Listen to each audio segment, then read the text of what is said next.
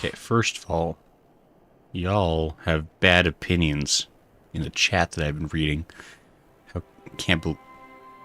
Yeah, excuse me, this is unacceptable. All this Alfie love needs to leave forever. No more. Banned. Double banned.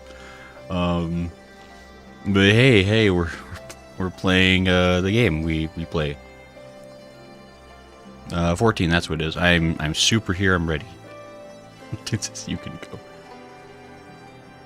But hey, I see, so let's see, Lala's here. Lala likes Alphinaud for some reason. Smo is impatient, as he always is. Less grump, happy stream, bunny stream, hoppy stream. Smo also seems to be in a mood today. Hi Smo, how are you doing? Then over, dadgum, everyone's over on Twitch today. Let me see here. Katoon is accusing me of lying, even though I'm just telling the truth as it is. Eagle says new starting song. Oh yeah, we've been doing a different starting song for the streams this week. I mean, it's not.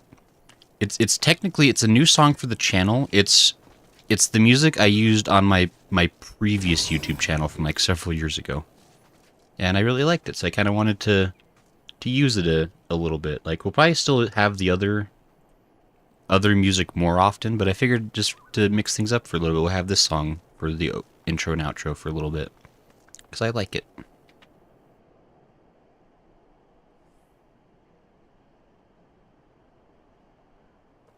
Okay, sorry, I had to mute for a second. Okay, hey. So this is I too like Alfie. Man, just lots of voice sounds deeper. Maybe just need to both. One for intro, one for outro. I could do something like that. I'll have to. I'll keep fiddling with it. So I do want to periodically like change things. Like eventually I want to do like new starting soon screens and stuff as well. At least something a little different.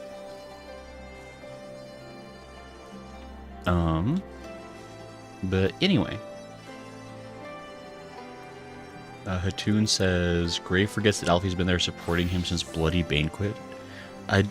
Just to be clear, Hatoon, Alphinaud is the reason we had a Bloody Banquet. His fault. So, it's like, oh, you know, your friend, you know, made a mess, but at least he's there watching you clean it up. Like, oh boy. One for, I feel like the calmer one could be better for the outro, says Eagles. Which is the calmer one? The new one is calmer, I guess, maybe? He's also like 16, 17. I mean, look. I feel like Alphinaud should and could be charged as an adult for his many crimes against the city-states. And I, for one, would act as a witness for his dirty deeds. Let him be in charge of an army. I mean, it is kind of weird, like, especially since he set up, like, as if he was playing house, essentially. He's like, I'm going to have my own army of guys that do stuff, and it's going to be great. So I don't remember if there's something you need to join in for big events. I know there's a decently long cutscene coming up, and then I don't know what happens after that. Everyone thinks they're so cool with their UFOs. They just think they can waltz in here, be aliens, and think that's okay. Hey, Jen, how are you? English says, correction, Telegi's fault. No. Telegi got a bad rap. Like, Telegi did nothing wrong, technically. If you really think about it, because Telegi didn't succeed in actually killing Momomo, you know? So technically, innocent Telegi, guilty Alphinaud, crime solved forever. This is now we realize you stupid. I mean, that's true. We try to have not Nominimo actually killed. Yeah, but look, I mean, look, if people were charged for attempted crimes, society would be really well organized and running smoothly. Attempted assassination isn't a crime, apparently. No. It's, you know, you don't get points for trying. You know, it doesn't count. Jen says I cleared P9's pain. Sorry to hear that, Jen. I'm glad to hear you made it. Since Alphinaud goes down, then so would you. No, I'd be fine. Me and Thancred, the dynamic duo. I just realized. Hold on. You zoom in. That's how it works. Please, camera, calm thyself. What the? Oh.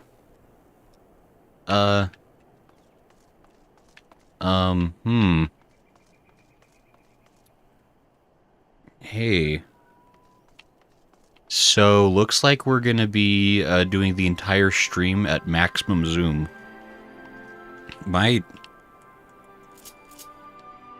Oh no. Ooh. My L1, like my left bumper just died. It's not... It don't work. Oh no, the zoom, it's maxed. I can't go in. Oh no.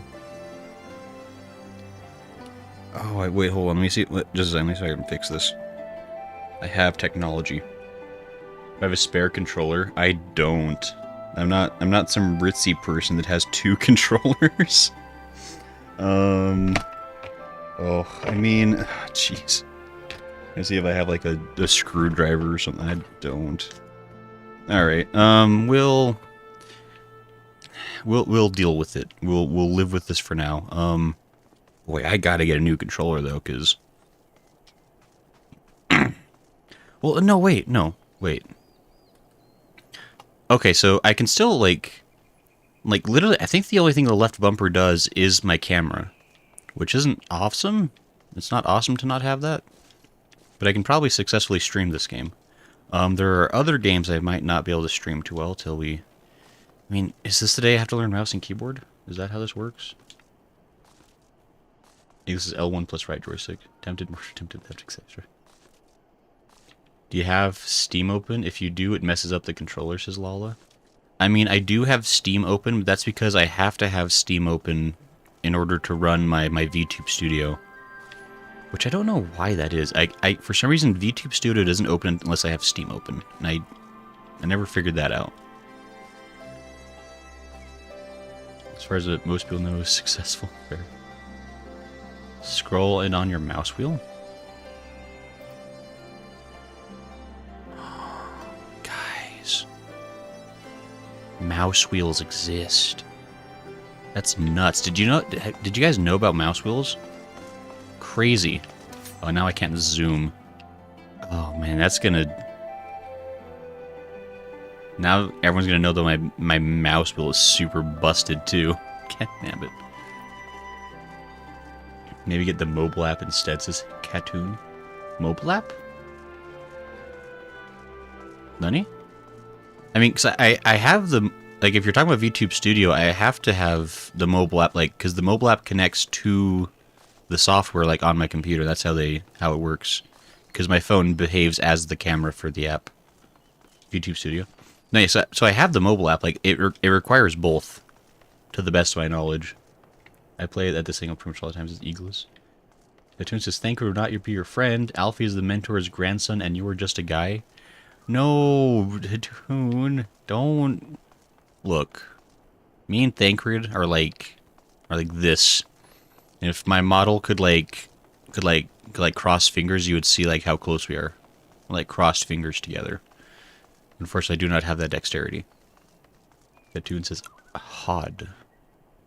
But anyway, the important thing is that we're here today to play a fun game. You know what? Actually, I bet what happened.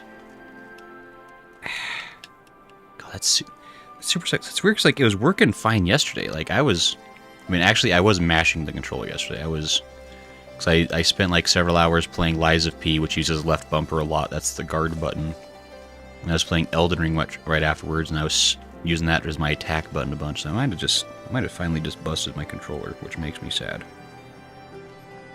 And I don't know who to blame, but it certainly can't be my fault. I don't think you even have arms below the elbow. I could. You don't know that, Lala. Maybe I might have paid for the deluxe model that's got toes and everything. And say you need a new controller for at least a year. Shush, Lala. Don't make fun of me for having surprised Pikachu face about a problem I knew I had. Just because I know I have a bad controller and I've been stumbling along with it anyway. This isn't about my flaws, lol. This is about the problems that I'm suffering from. It says lemonade stand arc. I mean, I could probably get, like, you could get, like, pretty cheap controllers. Like, I don't have to get an actual, like, 'cause I'm using an Xbox controller. Which, apparently, somebody told me that, like, you can actually plug in, like, a PS4 controller, like a PS5 controller, into a computer. I kind of maybe would want to do that anyway, because Xbox is fine, but I really struggle sometimes with the layout. Why is L1 the guard or attack button in those games? Adrian says yes, you can. That sounds cool. Oh, so in Elden Ring, because the attack buttons are the like the left and right bumpers and the triggers, I guess, too. And since I dual wield, I use both sets of bumpers and triggers.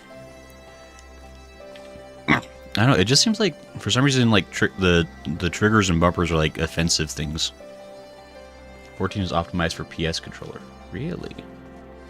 Have way better layouts for their controllers, says Eglace.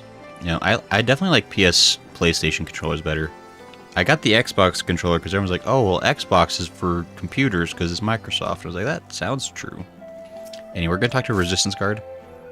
I hope everybody's got their snacks. Most I've been on the PS... You've been using a PS5 controller holding it to hold me, Smo? Smo, my friend. My friend who I trust deeply. You've withheld information. Cannot believe.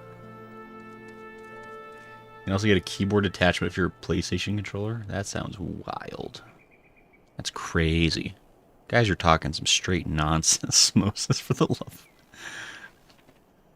Guys are so rude. It says if you do have a PS4 controller lying around, then you could just use that. I mean, I could. Like, the thing is, like, it is fine except for the camera, and I can use the scrolly wheel. If we reach a point where that suddenly is a massive problem, then I do have... I think somewhere, at least, I used to have a PS4 controller that I could dust off, and we could try to use that.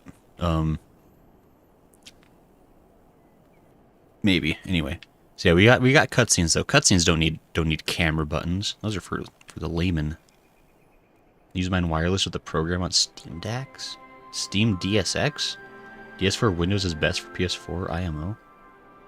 Smo, you're just making up words. What is this? Anyway, we're talking to people. Several cutscenes will play in sequence. Okay, does everyone have your popcorn, your sody, your cotton candy? I don't know, the corn dog.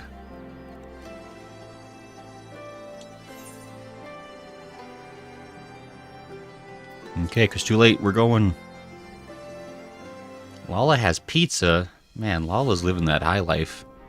I don't like when we're at tables.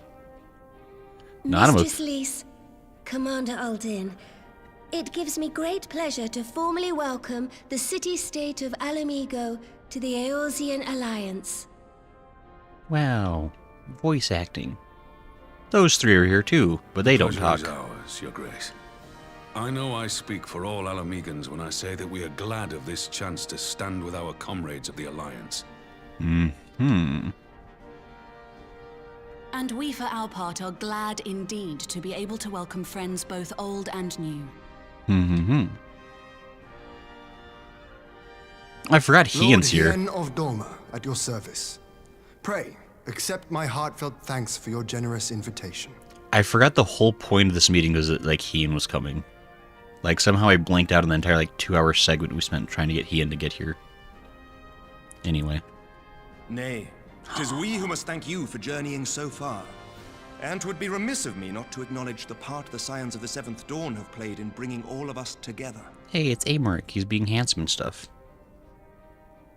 In times of great unrest, you and yours have been our constant companions, without whom we would not be here. You're welcome. Praise me With more. apologies to Lord Hien and Mistress Alize, it occurs to me that we have not gathered in this way since that fateful day in Uldar. Oh, right. The time that, like, Alphinaud, like, royally screwed up everything and ruined everyone's time. The day I lost my arm and my freedom. As I lay in my cell, Never did I dream that I would one day be given the chance to represent my homeland at this council. Has he still not got a new arm? I would not even be alive had you not plucked me from the jaws of death.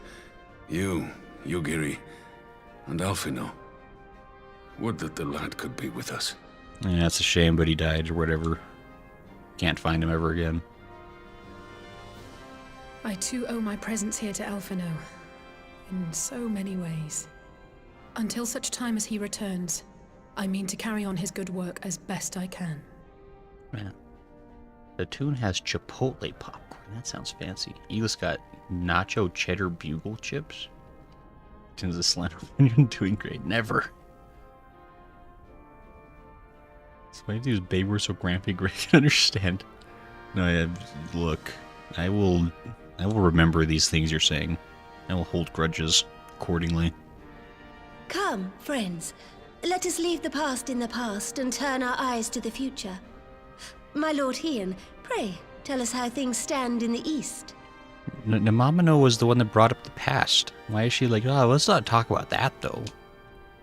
Whatever.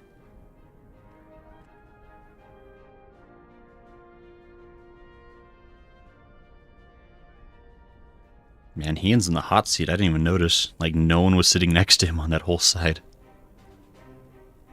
Having heard the rumors of dissent in Garlemald, I dared to dream of a peaceable solution. You would, because you're cool. The Empire will not so easily change its ways. Martlebub. If the Garleans have a mind to take back Doma and Alamigo, we'll be hard-pressed to stop them, even with the might of 6 nations. I mean, kinda true, though. But while we lack the strength to fight the tide, a course may yet present itself, if we read the winds aright. Yeah, I know, you're a pirate. The winds suggest but one course to me. One which leads from the sea unto the river and thence to the source of all our woes. Sure? The Ascians. That, sure? I feel like Garlemald just brought, okay. Indeed. All here have felt their blighted touch. It was the bringers of chaos who nurtured the Archbishop's tyrannical ambitions. They who bestowed upon him the secrets of summoning, as they have so many others before and since. And while they remain, we shall know no peace. Our objective is clear. The question is how to achieve it. That our enemy parades about in Xenos' skin poses problems in itself, but ere we get to them, how are we to infiltrate the Empire and get close enough to strike?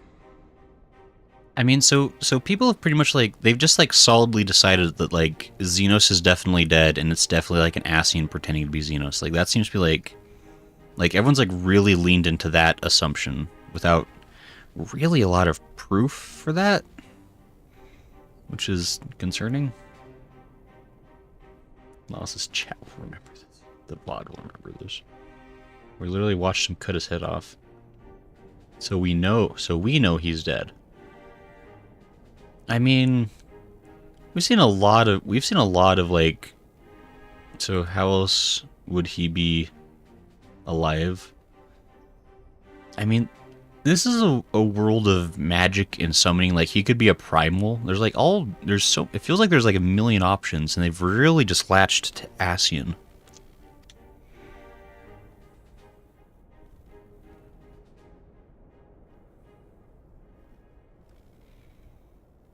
While I see the wisdom in targeting the Ascians, an assassination attempt on Garlean soil would do little to aid our cause, even were it to succeed. It's time we used our enemy's preferred tactic. Subterfuge. I agree with everything you say always and forever. You have an idea? You stole us up talking. Speak your mind, Master Thancred. None here know the enemy better than the Scions, and you mayhap best of all. Yeah, so stop talking and let him talk. Whatever it is you propose, Stop we will talking. give it fair hearing. On that you have my word. Very well, Admiral. My proposal is thus. We dispatch the shinobi to Imperial territory. There, They sow the rumor that the Crown Prince perished in the battle for Alamigo, and that the man parading around is in fact a corpse inhabited by a servant of darkness. Hmm.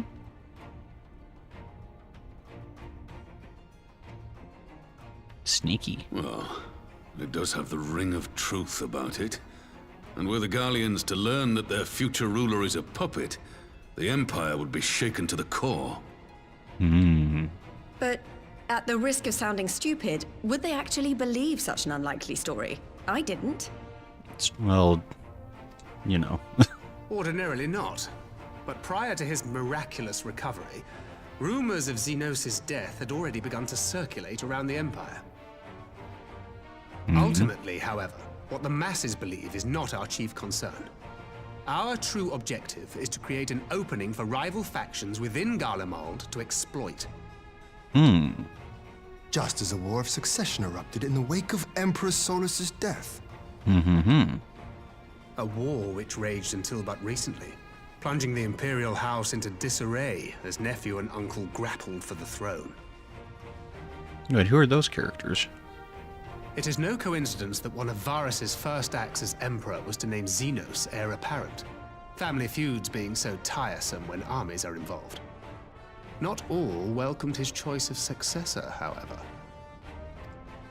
There is no shortage of individuals who aspire to the throne, who would jump at any chance to seize power. The news that Xenos is not only dead, but a puppet to diabolical forces would be too enticing to ignore. The Empire would not be quick to recover from a second war of succession. I am no stranger to infiltrating Imperial territory. With a team of operatives gathered from among the Alliance's finest, the plan should have a reasonable chance of success. Dorma already has shinobi in place throughout the provinces. We stand ready to act, and act we must. What say you all? I like Thancred, so his plan is good. I'm for Master Thancred's proposal. We shine a light upon the Ascian and test the Empire's unity.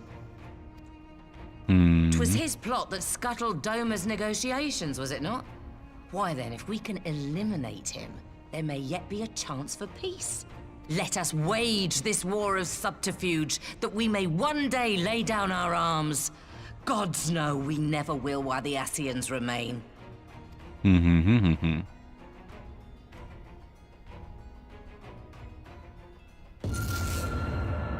Oh.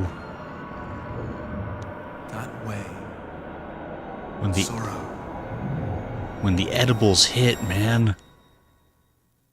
I guess that's a bad plan, but it was Thancred's plan. Impossible. History must be changed. Oh, this is gonna be a major headache. I hate that effect. Who is this? Oh, that really hurts to look at. Ahead looms a calamity. Ahead looms light, expunging all form and life. Oh my gosh. Twin dooms only you can forestall. Only you. That's a lot. What's the matter?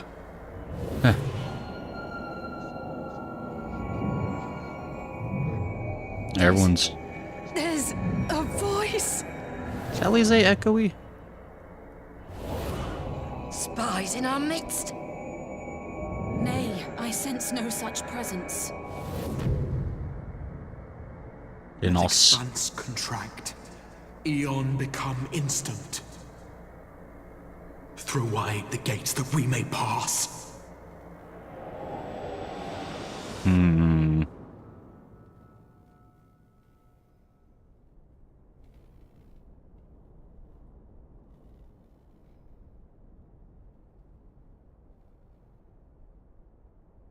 Is it over?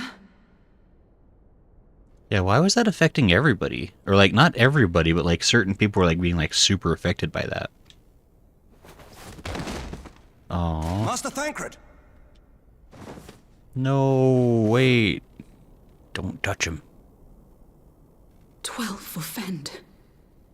Is he healthier than ever? Bear him to a private chamber. Have every healer make ready. Oh, he's got like extra cancer. Swiftly! 12 for Fend.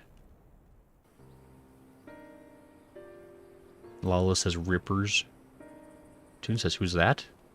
Master Thancred remains in slumber. Though his vital signs appear stable, he's unresponsive. What the heck are you? What could have done this? And why just him and not the others? Oh. I'm afraid we could not identify the cause, my lady. Our examinations revealed no wounds, nor the presence of any poisonous substances.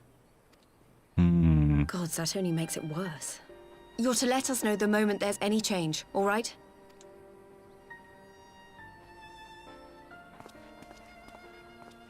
Hildebrand wannabe. Thank you for coming. Knowing Thancred, he would apologize for being otherwise engaged at so crucial a juncture. Yeah, kinda. In gifting us a course of action, Thancred sowed the seed of all that is to follow. We have but to nurture it as best we can. To him, I would say, rest easy, that he may wake to enjoy the fruits of our labors. The tune says no Thancred X grace in time.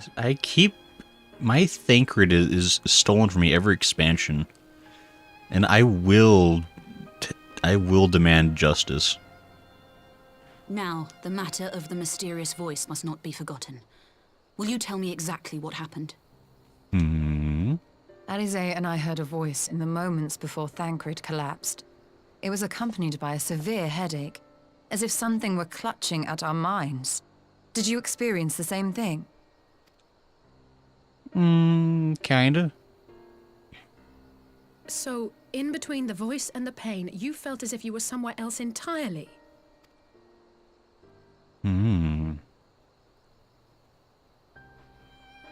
Mysterious. Your testimony confirms my suspicion. That which you experienced was, I believe, your soul being plucked from your flesh. Called. That's not good, probably. Cold. Called what? I myself examined Thancred. Reach out as I may, I could not sense in him the spark of life that is his soul. No, wait, but he uses that, I'm pretty sure. That Thancred alone was stricken so is likely due to his heightened sensitivity to the effects of ether. A consequence of his prior possession by the Ascian Lahabrea.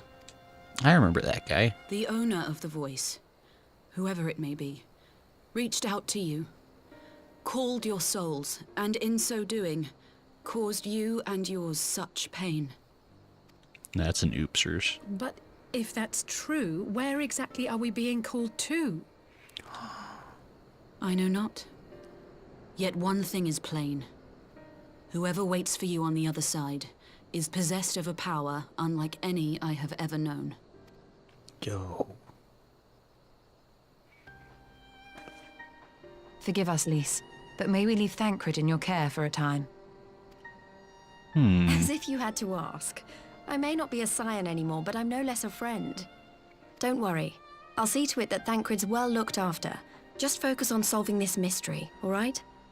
So it sounds like me, Y'shtola, and the other one, the girl twin, are gonna go have the Three Amigos adventure in the Soul Plane.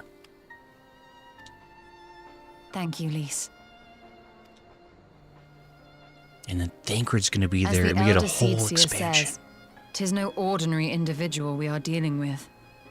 Nor can we discount the possibility of Ascian involvement. A whole expansion with Thancred, guys. It's gonna be awesome. Kalaris is certainly not here, that's for sure. Hey, Kalar, how you doing? That Toon's Gray has to go to the far plane now. It's the farthest one. The Toon says red Alphinaud, that's right. Whoever or whatever is behind this, the sooner we find out, the better. No boy. We all agree that Thancred minus a soul is a problem. We have come to the conclusion this must be fixed. That actually wasn't a super long cutscene. I guess we really could have done that. I mean, that was what, like, I guess it was close to 15 minutes. That would have been a little long. I guess we could have done that last stream, and that would have been a really good cliffhanger. But, we get to talk to Lise. Everyone's favorite. I can't zoom in. I just remembered my button's broken. I guess I always zoom in on convos when I talk to folks. This is gonna ruin my day. Carefully. Lise? Don't worry about Thancred. I'll send word as soon as there's any change. No. Yeeshi? If the Ascians are indeed responsible, we must take steps to protect ourselves, though I know not how. Never have I encountered such a phenomenon. If this is magic, it is beyond my ken. Nah, you just know about tree magic. I don't get to talk to handsome spear guy. I forget. Is there like a confirmed name for spear guy that always follows Kene-sana around? Because like he's like around in like 95% of her cutscenes, but like he never actually like speaks anything himself. He's so mysterious and tall. I was like, yeah, you could have done that to yourself last week, says Lol. Kalar says, Stola. Toon says, Gray needs a controller and a mouse. I'm so suffering. Lal says, no, there isn't. Frown. Kalar says, no, we know his background, but we don't know his name. Interesting. Yeah, because they make it a point to like always put him like in the cutscenes with her. It's like it's not like he's just like a complete like rando guard in the sense of like not just like a completely generic thing. It's like he's got like a distinct enough look to him. Like he was like designed with intention. It's weird. It's not like they're doing anything that important outside the cutscenes to sequence. You don't get to know Sisatone, you are not Kane-sena. Yo. Where's like, well no, because like all the patches though, the patches, we fight as other people in the patches, and so eventually we got to do like a sweet fight scene where we play as Kana, right? Kane-sena. We gotta like seed seer stuff with like whippy vines or something. I feel like that would be what happens. Seems true. He's her personal guard for interesting reasons that you can only read in the extra stuff they post in the Tales From segments of the Lodestone. Recommend steering clear of those, though. Yeah, I imagine there's tons of spoilers in those until you're fully caught up with the game. Eagle says BRB. Alize? I just tried to call Urianger on his link pearl. He didn't respond, but I dare to hope that he possesses some knowledge we do not. He usually does. Ah, Urianger. Something happened during the meeting. Thancred's collapsed. A disembodied voice suddenly started. Well, what? But that's... We should talk about this in person. Alright, we'll meet you there. Oh, I don't have any more of those sweet bay tickets. That was Urianger. He heard the voice too. And Thanalin? As we alone were afflicted at the meeting, I had my suspicions, but if the voice also spoke to Urianger, there can be little doubt. The Scions were targeted specifically. By whom and to what end is the question, one to which we must find an answer with all possible haste. I get endure, because I have to endure listening to Y'shtola talk. It makes sense. Okay, sweet. I've learned the emote endure. Neato, burrito. They're meant for post-expansion stories for each expansion, including ARR, but even the title of the segment for the expansion can spoil. Yipes. Yeah, so definitely stay clear of that for momes. Thanks for the warning, Kalar. But I also, when I finally finish catching up with the game next month, I'll definitely read all that stuff. That'll be exciting. Ane? Okay. Alize? Alize is eager to rendezvous with Urianger. Prelude in Violet. This is next month, he says. What are you guys talking about? Gotta have faith. I can't zoom in on Alize. Dagnabbit. Orion agreed to meet with us at the Rising Stones. If any of the others heard the voice, we'll find out soon enough. I nod my head. Good luck. I should get back to the meeting with the elder seats here, but if there's anything else I can do, anything at all, you must let me know, alright? Promise me. I won't.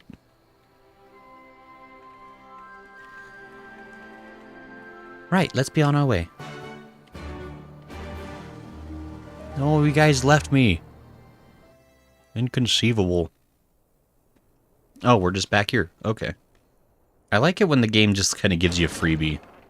Like, it knows you have to do a thing anyway, so it might just, like, kind of puts you there. Just saves time.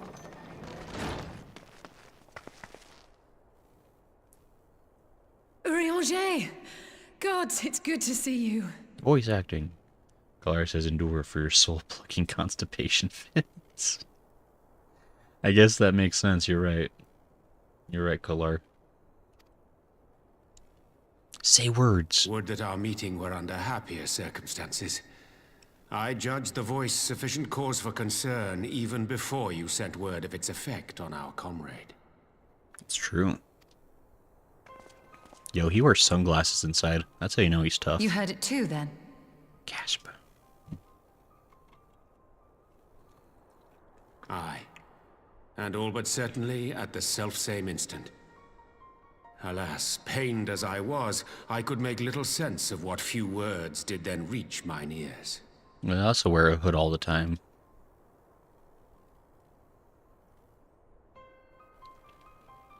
Who do you think is responsible? Could this be the Ascians doing? That I cannot say. Not when so little is known. Ah, but you're the no guy. Ere I indulge in speculation, I would examine Thancred with mine own eyes. Gasp. To Alamigo, then, without further delay. Why didn't he just meet us in Alamigo? Why did... What was the point of... But... One other thing. During my visit to the Far East, I observed a strange phenomenon. Thou referrest, I presume, to the localized reduction in etheric density. That sounds like a thing. Well, that spares me the trouble of an explanation. Yes, I noted precisely that at two apparently unconnected locations. I take it the phenomenon is not limited to the Far East. Indeed not. Of late, our agents charged with surveilling the beast tribes have spoken of little else. In every corner of the realm, they tell of places in which the ether hath grown thin. Naturally, my suspicions first turned to primal activity, but the areas thus affected betray no evidence of summoning. I must confess to being quite perplexed. It is mysterious. If the same phenomenon is being observed in multiple locations on opposite sides of the world, we may safely discount regional factors. Needless to say, this warrants further investigation. I'm sure it's irrelevant. Indeed. I shall make it my task to... No, he died. The voice. It calleth to me once more. Yoink. No, Hatun, he's been yoinked. Why did we lose color?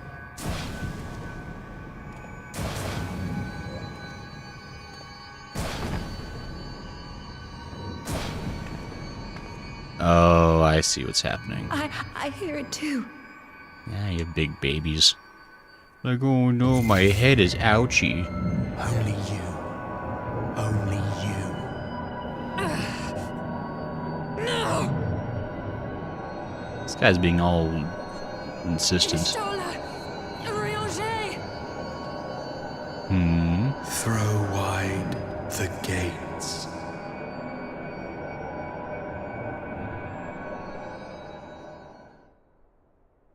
It's probably fine. No. No, this can't be happening! Alize, calm down. Ah, they're just a little soul plucked. Y'shtola! Urianger! Open your eyes!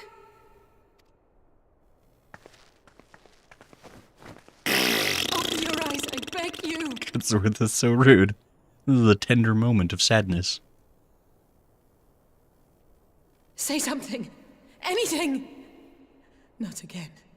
Please, not again. I mean, they're not super dead.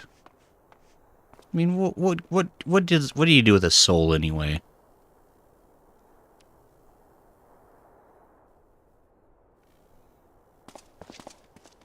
Yo, we could totally just like pose their bodies in like really funny ways. And then like when the soul pops back in, they'll be like, "Oh, how did I get here? This is so embarrassing." It'd be so funny. Classic prank. Classic soul removal prank, you know? Great. Isildur, what do you think about this? Confound these old bones. Useless as I am, I should have been the one to be struck down. Clemens? Ochre, sister and I will take turns to keep watch over the slumbering archons. We'll not leave them untended even for a moment. That's nice of you. Continue. Your J's got that ESPN. No comment on a resident overgrown Shakespeare Express Theater Kids' color. Unless his little mouth, that timing. There's just one of us. Only you can make me feel me. Unless it's just a little. Gray's just salty as soul isn't worthy. My soul, so good. Such pristine soul juice, I assume. I'm not sure how it works. Lars says he's being flirted with called over, but Gray is too dense to get the hint and come over. This is the one time in this game where he's not the one that's chosen. Lars says this mysterious person rebounding rejections the rest of the scions. Senna says, just stopping in to say hi, also F Alphinaud. I see Senna gets it. Senna's in with the correct plan. Thank you, Senna. And English says, oh, look at you with your headache. Yeah, so whiny. Ori Boulder. This is an unprecedented predicament for the Scions, but we must remain strong. The least of us most of all. What? Say that again? In English? It cannot be discounted that Mistress Kryl has heard the voice as well. I will ask Tataru to send her word of what has come to pass. Oh, Kryl died like 6 voices ago. I mean, we're just all running around. Real? Didn't the self-same thing happen to Thancred? Who's bloody next? Probably a Femier. We all know it. We had spoken earnestly of doing more to ease the senior scion's burdens, but not under these circumstances. Nor less so soon. I only hope I'll be equal to the challenge. You won't. You'll try. Cold, eh? As a mage, I have some few scholarly acquaintances of my own, and will reach out to them for their insights. It may not be much, but 'tis my own little way of aiding Mistress Alize. Yeah, Alize is mega devastated. She is not having a good time. She's really experiencing a bit of like an Alphinaud. I don't know. She's having her Alphinaud arc of like, oh no, everyone around me is dying, and it is possibly of my own fault. Well, it's not at least it's not Alize's fault. When Alphinaud was going through his process, like he was kind of having to experience like everyone is dead and it's my fault. Alize's just like everyone is dying and I don't know why. Aha. Yes, I've done it. Guys, I am on the shelves. I'm the winner. The winner is me. I've done it. I've been somewhere that no one else has ever climbed. Done it. The winner. Lawless sends a frowny face. Kalar says, hey Alfie, our resident Reddit moderator has been making great bounds on improving his attitude. I mean, he's doing better. It turns out their souls are being taken by deities who are planning to throw you a surprise party. I know that everyone's like, oh no, this is terrifying and scary, but then you get to the other side, like, surprise! We sucked your soul out, but here's an ice cream cake. Let's separate the twins and problems happen. That's the key here. That twin says, look, just because you don't like your siblings. Or the pattern, I guess, is Lala. Hey, what happened to Crazy Girl that's trying to date 2 brothers at the same time? Like, Ochre's actually not around at all. Forgive me. That was an unseemly display. It happened before your very eyes, my lady. None here would have behaved any differently. We have borne the two of them to a private chamber, but tell me, is it true that Master Thancred languishes in a like state in Alamigo? I'm afraid so, though, given the circumstances, it would seem best to observe them together. I'll send word to Lise that he should be brought here. Take heart, my lady. The world is full of scholars and knowledgeable folk of every persuasion. Someone out there is bound to know what ails our comrades, and how it may be cured. Thus will we rouse them, no matter what. That we will, Hori, that we will. But first things first, our comrades will have questions. May I ask that you explain the situation to them? I must attend to a private matter.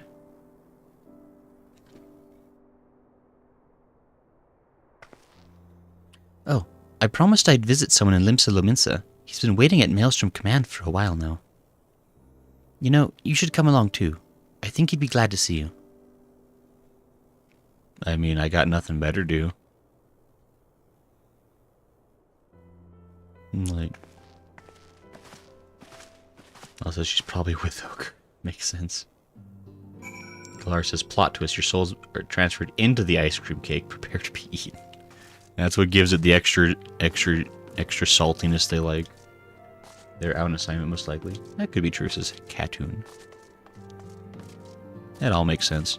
But I was gonna say that I think I've actually solved the problem. I know exactly what we need to do. Because like the old souls, gone forever, never getting them back. Just got to give up on that. But we still have bodies. We still have breathing bodies that can be used. And we have mammoth hearts. That's all we do. Just like take a mammoth heart, and just shove it on in there. You know, whatever way it'll fit. And then it'll be like we have like three new robot humans, and it'll be great. And we can go on adventures. And it'll be perfect and not weird ever. Claire says, so you are a sea salt cake. Imagine this happens to the zombies. That would bring up so many questions. Gray's planning nefarious things to do to Thancred. I am not. I'm just saying there's a perfectly good body there, still breathing. And you know what? Just withering away on a bed is no good. Anyway, where are we going? I was kind of paying attention. I think like halfway through that last cutscene I started like having ideas. And so I didn't listen as closely, even though I was reading it.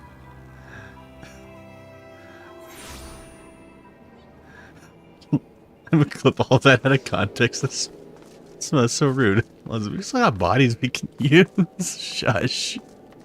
Like space empty context.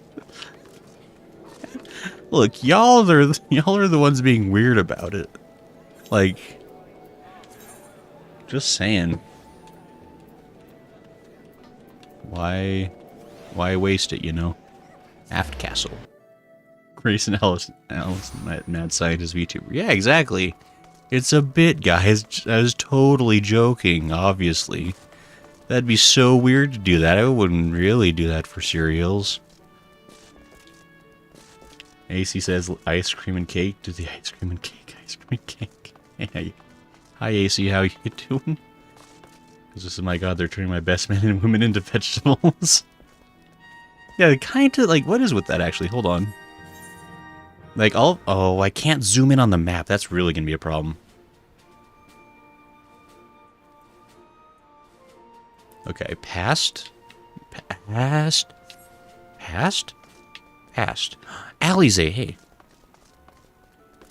AC says, doing some Stormblood grind. Painful. Sorry to hear that, AC. Clara says, don't sign anything he gives you, especially if it says bodily anatomy rights waiver. No, I'm just, look. It's nothing weird's happening. It's all theoretically consensual. Like, if you put the robot heart in there, and then you know they agree, then it's fine. It's as find me the law that says that like it has to be like the soul of that person agreeing while in that body. I don't think it'd hold up in court. I think I can implant mechanical devices into corpses and get away with it. It's just theoretically consensual. Shush. Autonomy? Oh. So they aren't corpses. I mean, you know, they breathe. They're just not home right now. Ah, look. Squatters' rights. If you leave the house long enough, then it's fine. So out of all the issues we had with this game, they were really having this convo. Look. It's just... Oh, so you are serious? I think the Stormblood isn't that bad. I like Stormblood. Stormblood's fine. Biological consent isn't spiritual consent. Yo, can I get that on a t-shirt? That's such a useful phrase to use in every day. Gray wants things to be the corpse. Shush, no. That'd be weird, Hatoon. Don't be weird about it. Gray says don't kill people. Keep them just alive enough to turn them into puppets. Look, just saying there'd be a lot less war if everybody just had a robot brain that listened to me. It'd be super easy. He says, I'm doing endgame build grind. Ah, I see. And Jarek says, hello. Hey, Jarek. How are you doing? We're having a normal conversation about what to do with all these soulless bodies we're accumulating. Storm Private. With Mistress Alize, are you? She usually visits alone. Still, it'd make a welcome change for the little one. Oh, that's right. I forgot that we have this other guy that doesn't have a soul. I totally forgot about the baby gremlin guy that's also dead or whatever. Jerk says, what con did I just join into? Hey, Jerk. No, we're just talking because I just had the cutscene where Thancred got his soul sucked out of him, and then also Urian J and Y'shtola have had their souls sucked out of them. And so I'm trying to convince people that, like, you know, we still got perfectly good, like, breathing bodies. And so we could just, like shove some mammoth hearts in there and just, like, make them, like, autonomous again. And it'd be like nothing ever changed. And everyone in here is like, oh, but morals and ethics or whatever. Oh, this is Gabu. Oh, sure. Clark says, hey, I'm a proponent of Project Thick, the horny and consent communication and comfort. This does not feel very thick. So see, when I use soul sucked out of him, that has either other context on the internet. Does it? Just soul suckery? Is that whatever. That is, I do not agree with you having any power. No. I'd be such... Look, Hatoon, I would be the best overlord this planet's ever had. Like, hands down. Alize. Well, does it suck out the soul? Macy says, play soul sister. As you've probably guessed, it's Gabu we've come to see. Oh, hey, Lala, you predicted the future. It's Gabu we've come to see. The private here will bring him out to us. Ever since the Maelstrom took him in, I've tried to visit as often as I can. And after what befell our friends, I was taken by the urge to visit again. It's difficult to explain. Well, it says you mentioned him first, but you couldn't remember his name. Shush, Lala. Look, I'm thinking about other things. I've got a lot of problems. Here he is, my lady. Healthier than ever.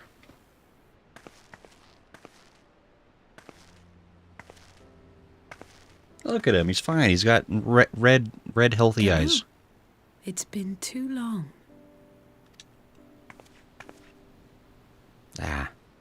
It's the silence of a sound mind. I'm afraid there's been no change. If he can see or hear us, he has given no sign. I see. You're still fighting. I'm proud of you.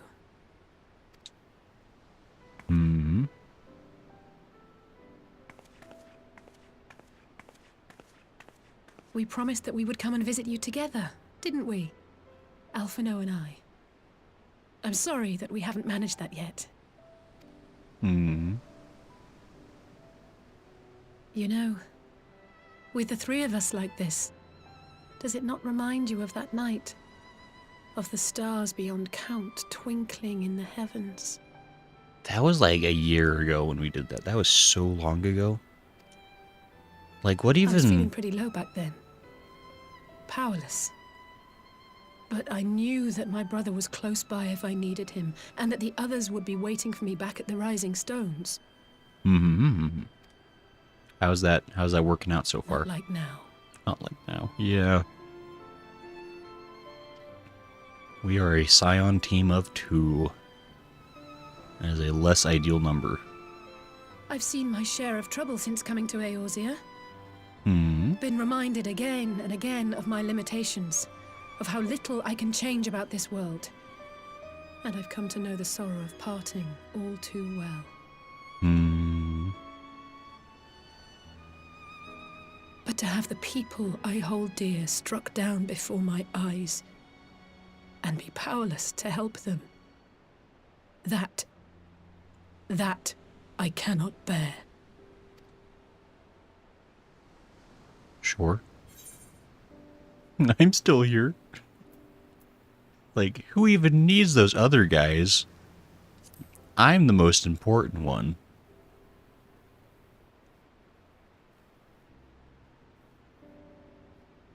And for that I am grateful. I don't know what I would do without you. You would flounder and sink.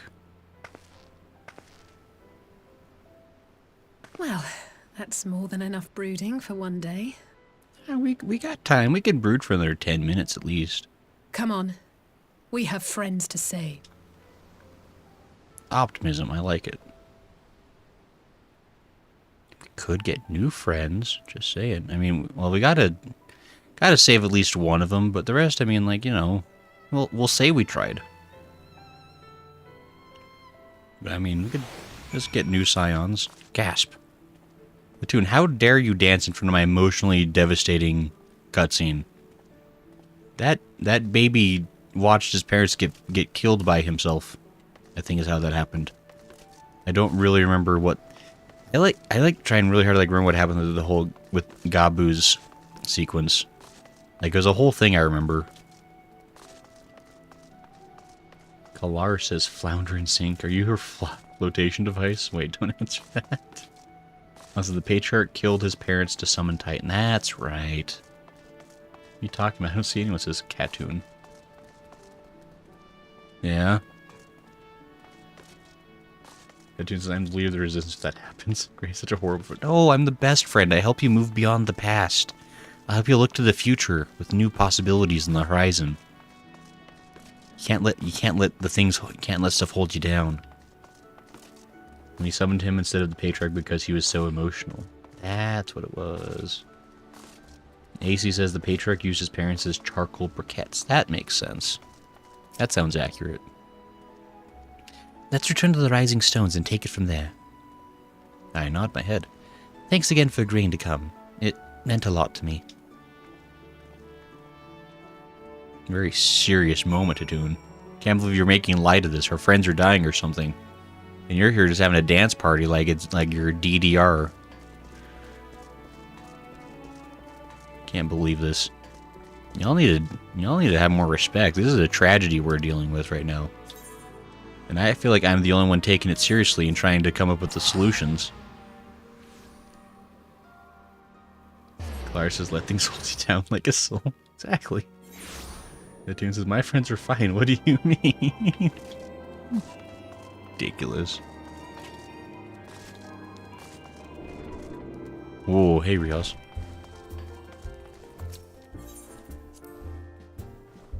Goodsworth says, okay, can anybody read this? I can read it. Goodsworth, I see it. I believe it. Oh, were you like not getting posted for a second there? Oh, this is great. It's a tragedy. Also great. Put mammoth hearts in her soul's body. You'll never know the difference. Look, I am a solution-oriented person. Just saying.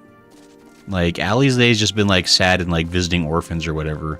I'm offering, like, real options that could get us progressing forward. Clark says, no, I cannot read the words. Okay, can anyone read this at all? That must be a mystery. Alize. I did some thinking on the way back, and I think Hori is right. We need to seek outside help. Ordinarily, we would turn to our own experts on such matters, but they're both among the stricken. I'll begin by reaching out to the myriad guilds and research institutions here in Eorzea. Additionally, Grandfather and Minfilia had a wealth of connections between them, and I mean to explore those avenues too. We'll find a way to save everyone, mark my words. Like how we saved Minfilia that time when we totally saved her. Much and more has happened in recent days, some of it for the good, some not so. But all around me, people continue their fight. From the shinobi who search for Alphinaud to the alliance members who make ready to move against the Empire. They march on in the face of great adversity, bearing heavy burdens. Everyone is playing their part, and so must I. You have your own part to play, I know, and it's bigger than most. So I won't keep you, just promise you'll visit from time to time, and I promise I'll have good tidings to share with you when you do. Yo. Is this the end of 4.4? Confirmed? Yeah, it is. Imperial Palace cutscene.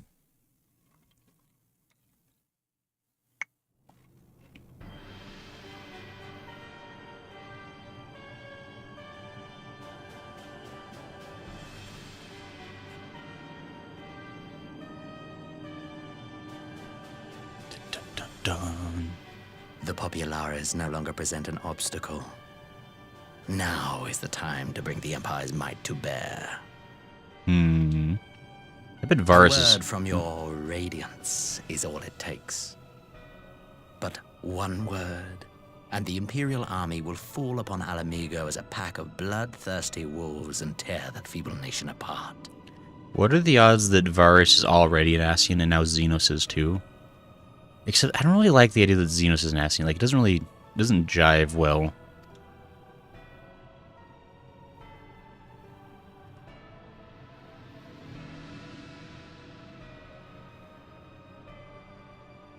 Have you no words for me? Despite the lengths I go to, an emissary playing the part of a fool. When first I took this face, I swore to use all of my knowledge, all of my power, to further the cause of the Empire. My deeds stand testament to my commitment. Right. Oh, so it's White Robe guy that's pretending to be Zenosilo. And with this adamant flesh at my disposal, I could destroy the Icon Slayer as easily as one might swat a fly. Why do you hesitate?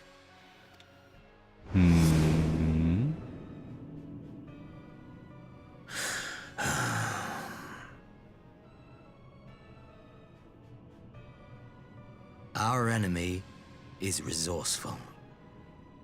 Though victory is certain now, it will not remain so indefinitely. Deliberate if you must, but be quick about it. We'll speak again when you have unburdened yourself of doubt. Until then, I take my leave, Father.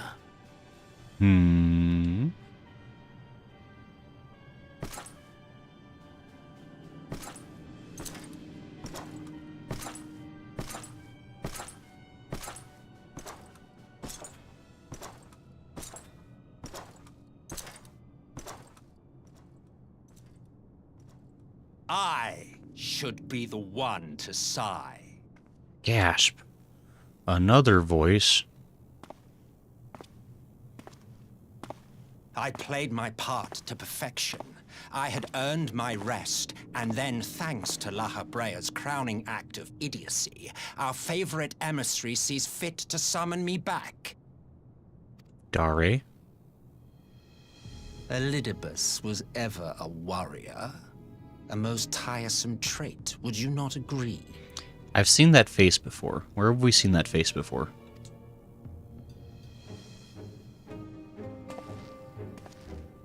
It looks really familiar. What? Have you no words for me either?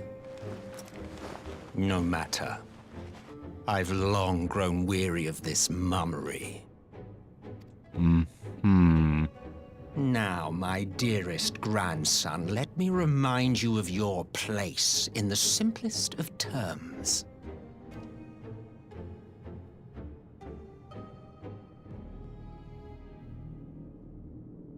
You do not make judgments, you administer them. Swiftly and to the letter.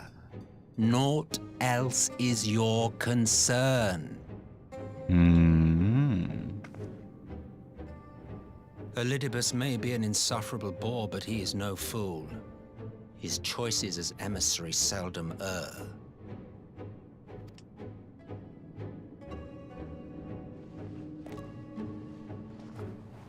If aught threatens the balance twixt light and dark, it falls to you to remove it. Be it by your own hands or by your armies, you have ample means at your disposal. Right. That is why this empire exists, why I built it. Oh dear, have I touched a nerve? You always were an easy one to read. So he's still alive or whatever? I pity you, I do. As they say, ignorance is bliss. And I know how much happier you would be not knowing the things you know. He really does have, like, a resting from face.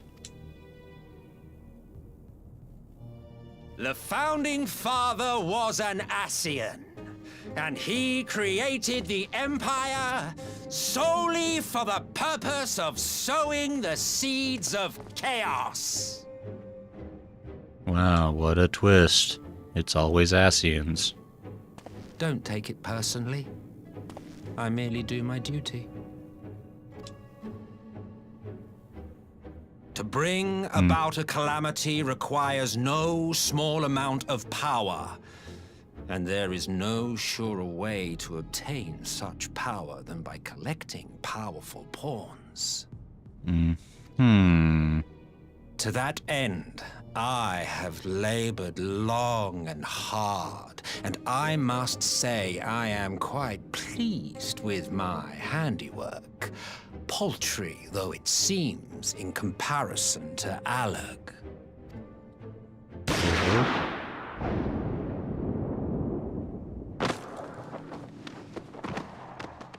Probably just like to do that to blow off steam now and then. You fiends are overfond of your own voices.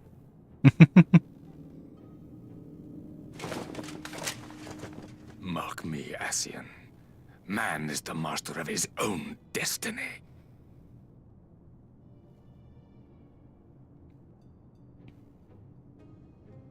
So then he's just going to resurrect in some other body somewhere nearby. Such a waste of time and energy. Both yours and mine. Shut up then, I don't know. That seems to have been the message there. Lest you forget you are Emperor now. If you wish to spout drivel about man's destiny, save it for the masses. It will serve to give them a sense of purpose, and you, pliant pieces for the game.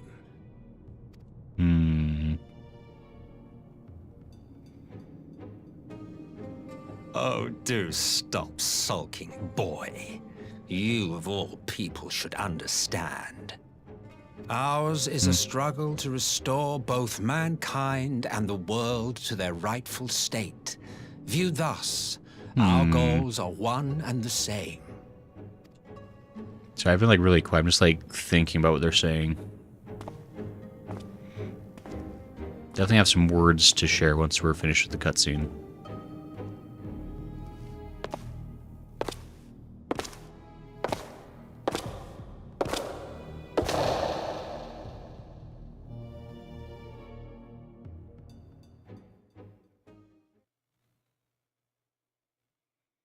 Meanwhile, at a resistance encampment somewhere in the Empire.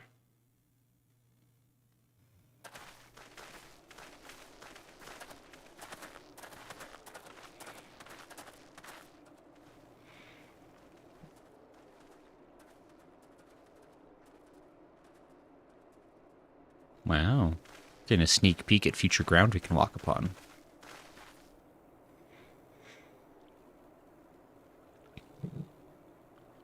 No voice acting for Alphinaud.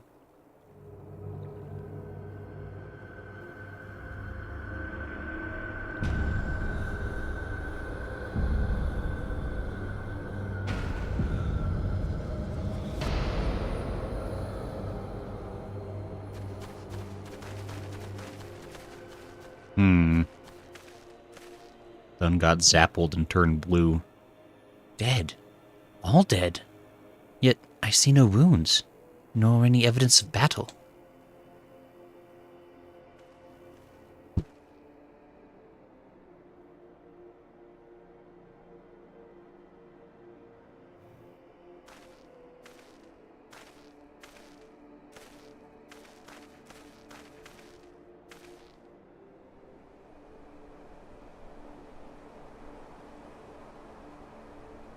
Drat them. They finally used it. He didn't even move his lips. The Empire developed an alchemical weapon in Girabonia, a gas. Black Rose, it was called. And to breathe it is to breathe your last. And that did this. I thought the project abandoned, and its vile fruit destroyed. But naught else could have wrought such an atrocity.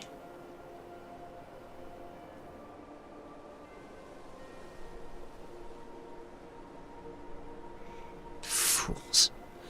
What do they hope to gain with this butchery? Can they not see that a rule won through terror will not endure?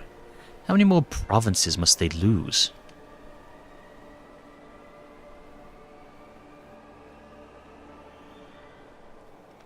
I mean, they're not going for endurance, it sounds like. They're going for chaos. Nay, wait. This is not the work of men, but monsters. The Ascians. Cannot be a coincidence that their trail led us here. Their objective was never to rule, but to sow strife and discord.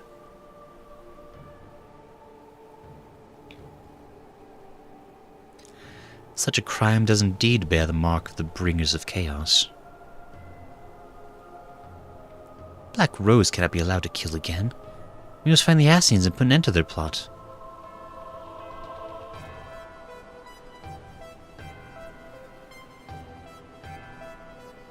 He nods his head.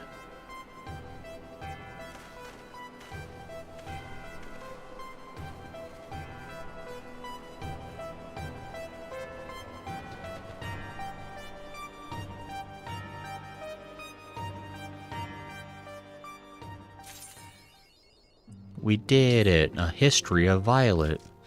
Also, how does that gas work where it perfectly kills humans, but then all the grass and the trees look fine?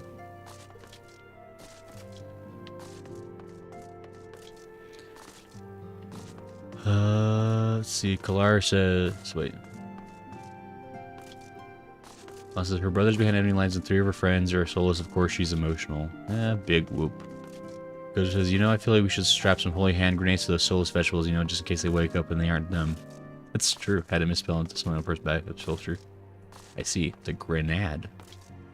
Kalar says, someone's taking your signs one by one, starting with your most useful ones, so only the dead weight will remain. No! It's gonna be me and Hoary Boulder versus the world. Dang it. Kalar says, OMG, this scene. AC says, Xenos isn't an Ascian, though? Insert best character here, says Kalar. AC says not gasp sigh. I think Xenos got all Ascianed, though. Because frickin' what's-his-face is taking his face to use his face for facing stuff. Elidibus. Elidibus is fairly Ascian-ish. He's asinine. You've seen that face in the wet dreams of 14 fans everywhere, says Kalar. Ace says, cool, I got a wind-up Mithra minion. AC says they're the Mikote from 11. Tunes Gray doesn't look at any FF14 anything tippy. People love this guy's voice as AC. Law says chaos. There's lots of reveals there. Law says drat them to heck. Dang them to HE double hockey sticks. There's an Ascian in him, but he is not an Ascian. But I mean, he's all dead and whatever, so it's not like it's gonna be like, it's not like the Ascian gets pulled out and then Xenos is back or something. Like, I think it's just skin suits. It turns out it moves the point. He just shot his Grampy. Maybe it targets blood cells. Xenos isn't an Ascian is Xenos. I mean, same diff. Most likely, Aether people is different and it won't affect the plant. Xenos is like 25% Ascian. Oh, so wait, so Volus, Solus, whatever, is like having kids and whatnot? So like Varys is like 50%? Is that what you're trying to imply?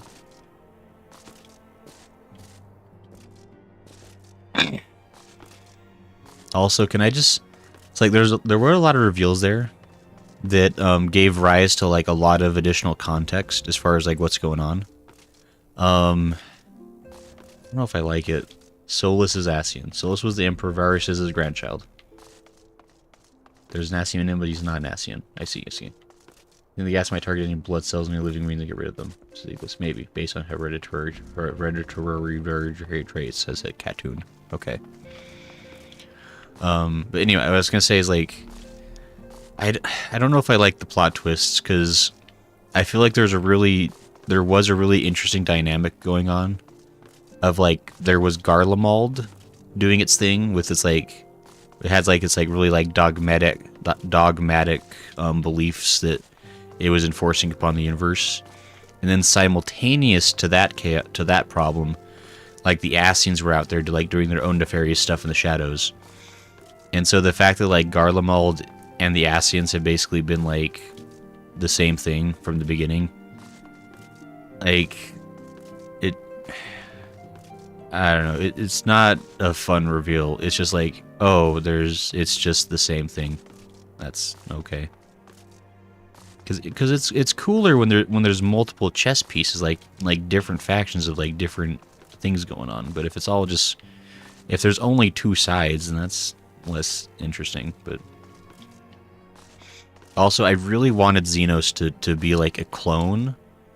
That's what I really thought they were going for. I thought the angle they were going for was that like Xenos was like an experiment in terms of, like, they literally were just making more Xenoses. Like, the one dies, but then they have like another in a reserve tank. And I was like, that would be really fun and different and cool.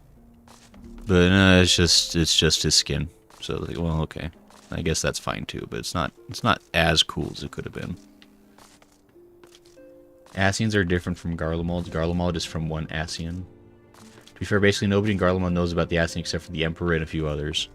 I mean, it still doesn't really change that the core of it is like, I don't know, like, it all just like goes back to Ascians, which is fine, I guess, because like they're kind of like, they are like the nefarious big bad. But like when everything's Ascians, it's like, well, that's just kind of, because like it can't ever be a twist. Like after this, like it's never going to be a twist again. Like if anything ever happens again, they're like, oh, but it was Ascians. Like it's not going to be a surprise. It's just like it's always Ascians. Like I don't know. The others are doing their own thing, says Katoon. There may have been Ascians in Garlemald, but not all of them were just doing stuff there. Most were doing their own thing. We're just seeing the Garlean Ascian do stuff. He says, no, it isn't. They did that for Palpatine and it didn't work in Rise of Skywalker. Was that how that worked? Was he a clone? I thought it was the Emperor, but he just had like space cancer or something. I'll be honest, I wasn't paying close attention to that movie. I checked out within like 2 minutes, I think, but I was already in the theater. But so I mean, I don't know if that's how that worked there, but I don't know. I feel like, I mean, and not like in the sense of like that clones are like a super original idea, but like within the context of this universe, that would be like something that's never happened in terms of like, because like it would finally get back to like, 'cause I keep talking about Mammoth Hearts, Because, like, there is a thing that exists within this universe of, like, creating, like, intelligent life. And so that would be fascinating if they were, like, creating, like, intelligent, like, organic life that was, like, outside of, like, the ether stream. Like, if Xenos had been, like, beyond that system and, like, was, like, entirely, like, a different creation, that would have been cool. Because it says your toaster broke, the Asians did it. That's kind of what this game feels like.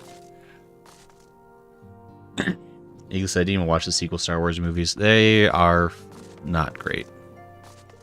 Cartoon says, La Habrea is the Ultima weapon Ascian, Elidibus is the Warriors of Darkness Ascian, and Solus is the Garlemald Ascian. I mean, but that's still just like, it's still just like Ascians, like just because like they're all carrying out different parts of the plan doesn't mean that it's like not all the same thing. I don't know. It feels less interesting to know that it's all just like one villain, but we'll see where it goes. Soul searching. Alize is at her wit's end, but she did find a blue rubber ball. Clones were a big part of the earlier games. I think they intentionally tried to avoid it. Says Though I'm afraid there's little in the way of good news. After you left, we reached out to both the Alchemists Guild and Stillglade Fane and attempted all manner of treatments. But the results were always the same. Whatever the answer is, it's not alchemy or conjury. Why did it have to be Y'shtola and Urianger and not me? Out of all of us, they are the ones who could feasibly have solved this puzzle. I mean, we got Urianger's books. Just do a little reading. Alphinaud's still missing. God, it's all going wrong. Where do we even start? I mean, not to point fingers, Alize, but you'd have spent like the last like 3 months of in-game time complaining about never getting to do anything. And now you get to do everything. Here's the win. You gotta look on the bright side of life. A grave situation indeed. Might I be of some assistance? No, go away, Kryl. I knew it. Kryl, I did not think you well enough to travel. When word reached me of the plight of our friends, I could not well stay away. As a fellow scion, not to mention your erstwhile mentor, this is one of those times you should feel free to call on me, regardless of my personal circumstances. Hey, Kryl finally gets to be useful. Huzzah. Yes, I should have thought of that. Thank you for coming, Kryl. We would welcome your insight. And I should be happy to provide it. Now, what's this I hear about Alphinaud heading into Imperial territory? That boy always did have some funny ideas. Do you remember the speech he gave when he was accepted to the studium? I don't know. I wasn't there. My life's goal is naught less than the salvation of this star.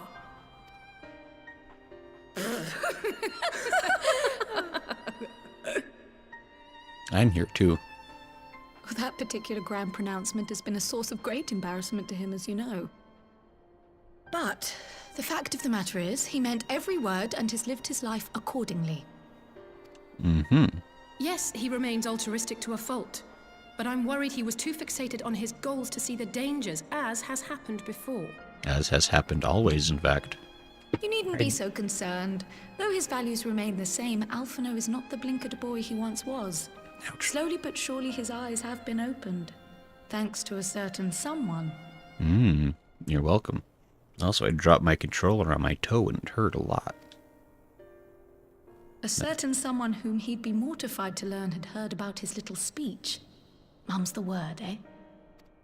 Yeah, I will repeat that line to him every day for the rest of his life. Right, I'd better have a look at our patients. They're in the infirmary, I assume. I'll need absolute quiet, so it would be best if I did this alone. If you'll excuse me.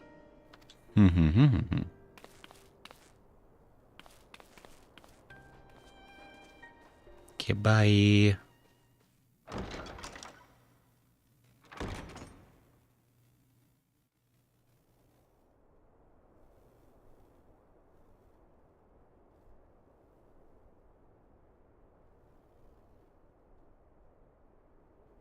Drama, tension. Waiting for news.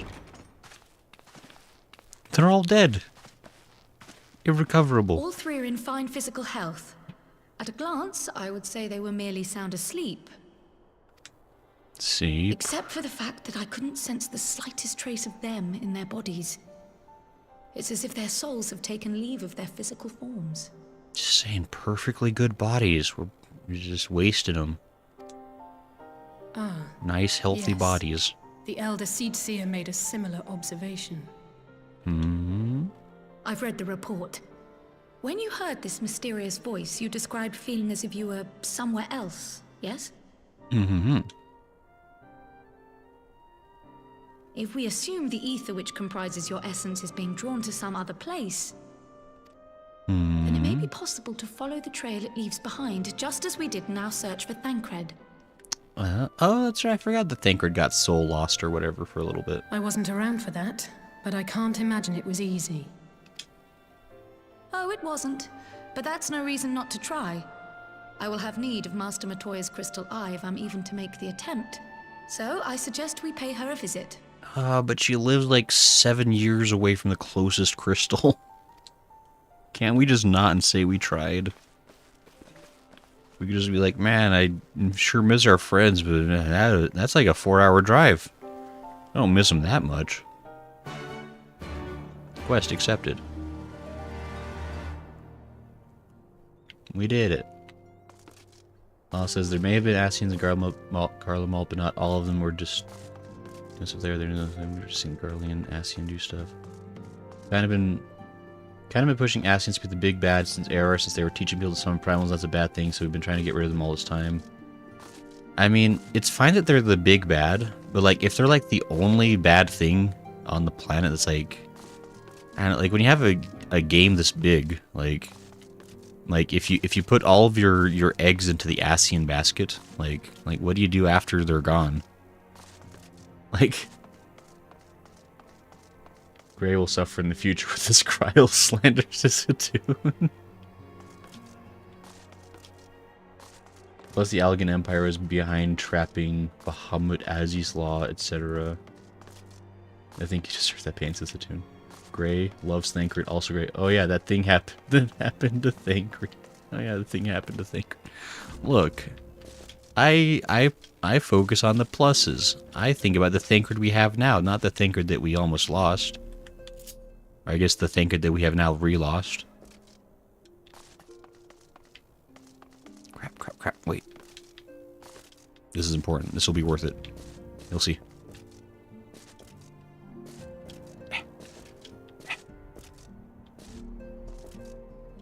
No, I missed. Dang it. I was going to stand on this and it would be awesome. You'd have to respect me. It's okay, it's too late. Yeah, you can't do the same for anybody else, is he? Look, I'm just saying that, like, you know, if we get over to the other side and we're like, oh man, you know, we finally found everyone's soul, but you know, only got room for one to bring back. You only got the one soul bottle. Just saying. Thancred. Like, that's what we see. Next quest, read all the books. Also, all Crystal Towers hate Allegans over have clones wasn't good. Because his clones were a big priority, I think they intentionally should avoid it. I mean, 14 sometimes tries too hard to not be Final Fantasy. I feel like I don't know, like, it's a weird thing where they do, like, a lot of homages of stuff, but they also, like, are, like, trying to get so far away from, like, classic 14 tropes in the same, like, I don't know. Like, that's probably why I liked, like, Realm Reborn so much. Like, Realm Reborn, like, felt like traditional good Final Fantasy. And the expansions have kind of, like, felt progressively less that over time. But that's okay, I guess. There's nothing for centuries. How do people ever travel to Matoya? It's impossible. Idleshire.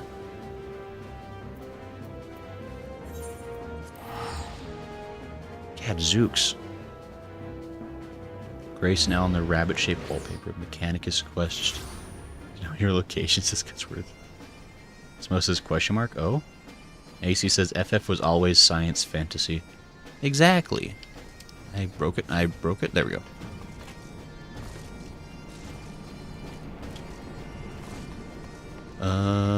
Where are we going this way?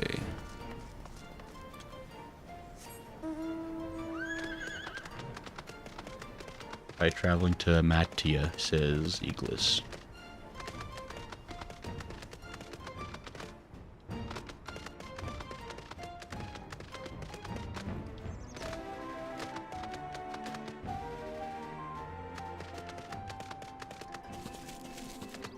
Oh, wait. I have different horse now. Wait, which horse is this? The heck are you? Mr. Firehorn. Legends Grey sounds like those FF fans who hate the current FF until the next one comes out and then it's a good game. It's Nightmare? You were writing the Nightmare? Nightmare? Where did I get this thing? I thought this was a rare one. It's a rare drop from the ARR horse. How did I get it? How did I get this then? Did someone give this to me? I feel, if that's true, I feel bad for not remembering that, but I really don't remember getting it myself.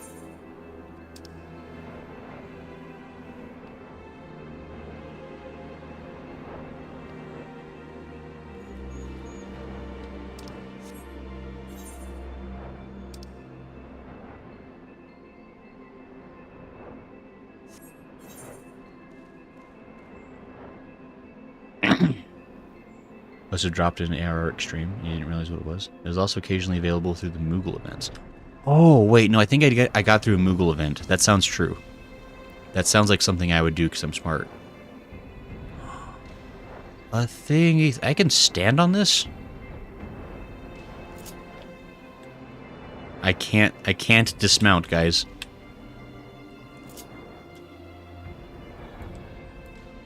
But... Can you look out while you're on a horse?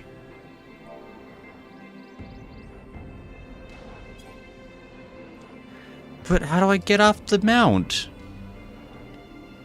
But... Guys...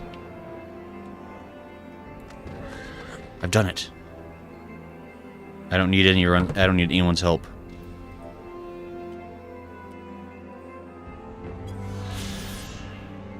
The tipped ewer. The spot where the melted snows of Abelathia's spine flow emerge from the source to descend down the mountain.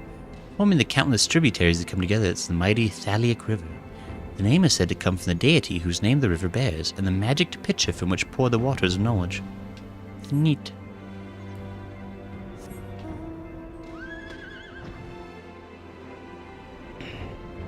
I learned a thing.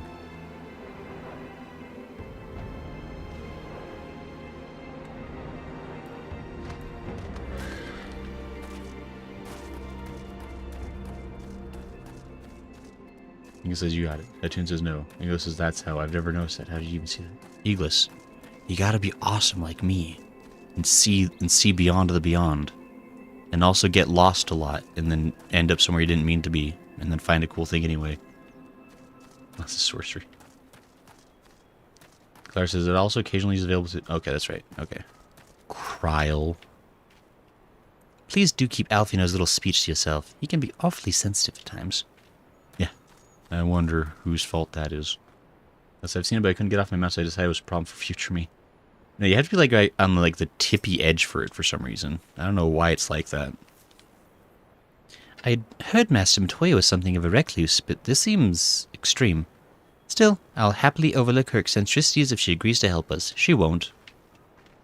We can be like Matoya, help! Y'shtola is dying, and she'll just laugh. She'll laugh long and loud. I remember Matoya. We haven't seen her for like an expansion and a half. I kind of thought she maybe died. Come to disturb my peace again, have you? I hide myself away in a cave, and still you people insist on pestering me with your problems. I mean, we like to see you.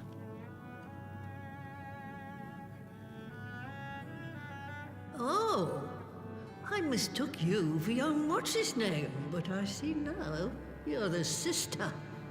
Weren't you supposed to be the lively one? I've seen happier faces at a rain-sodden burial. She's gonna be so awkward. Well, I'm sorry to dash your expectations, but the situation isn't exactly conducive to gaiety. No gaiety. Not even a little. Ha! That's more like it. Stoller used to spit and hiss like a wildcat too. Better for a young thing like you to be filled with fire and leave the doom and gloom to your elders. She tricked you. Now, what exactly does this tragic situation of yours have to do with me? If I may, Master Matoya, we have need of your crystal eye once more. Let us tell her the story of how everyone is dead and never coming back. And Stoller is one of the afflicted, is she? Super afflicted. Very well. She may be an ungrateful stray, but she's my ungrateful stray, and I'll not see her buried before I am. Now that's the attitude of a crotchety old lady.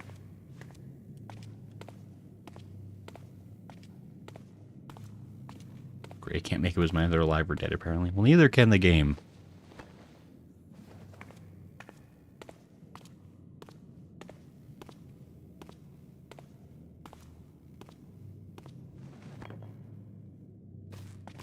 Ooh, crystal eye. Also, Hatun, I would never think Thancred's dead. Thancred is never a they. He's his own distinct section in my of people.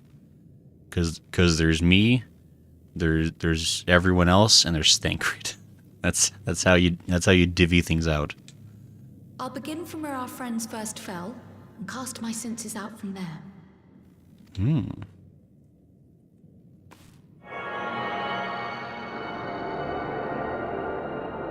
Glowies.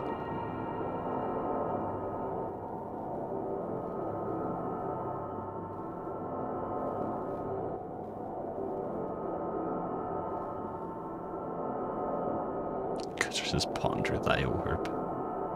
This is where that meme came from. It all makes sense.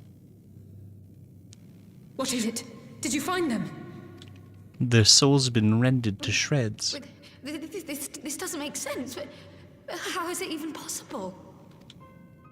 Were they at How is what possible? Kryle, what did you see? They were at Arby's without me. I can't believe threads, it. They just ended. And no, I didn't lose track of them. I followed them as far as they went. It's as if they were cut off. Gasp. Could their ether have dissipated if it had? Oh gods! Their bodies are just husks. It's like the broodmother's daughter all over again. I forgot about that one. No, this is different. The Kalyana girl was already dead, body and soul, when Lakshmi effected her resurrection. Aye, let's not jump to conclusions.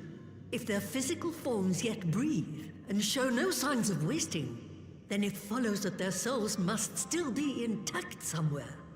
Sure. But where? But Mammoth Hearts, just saying.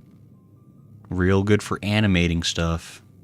That's the question, isn't it, girl?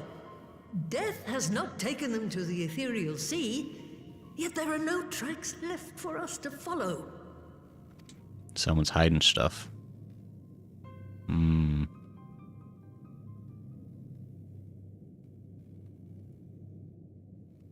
This is why we're even at Arby's in the first place. We're no closer to an answer than when we started.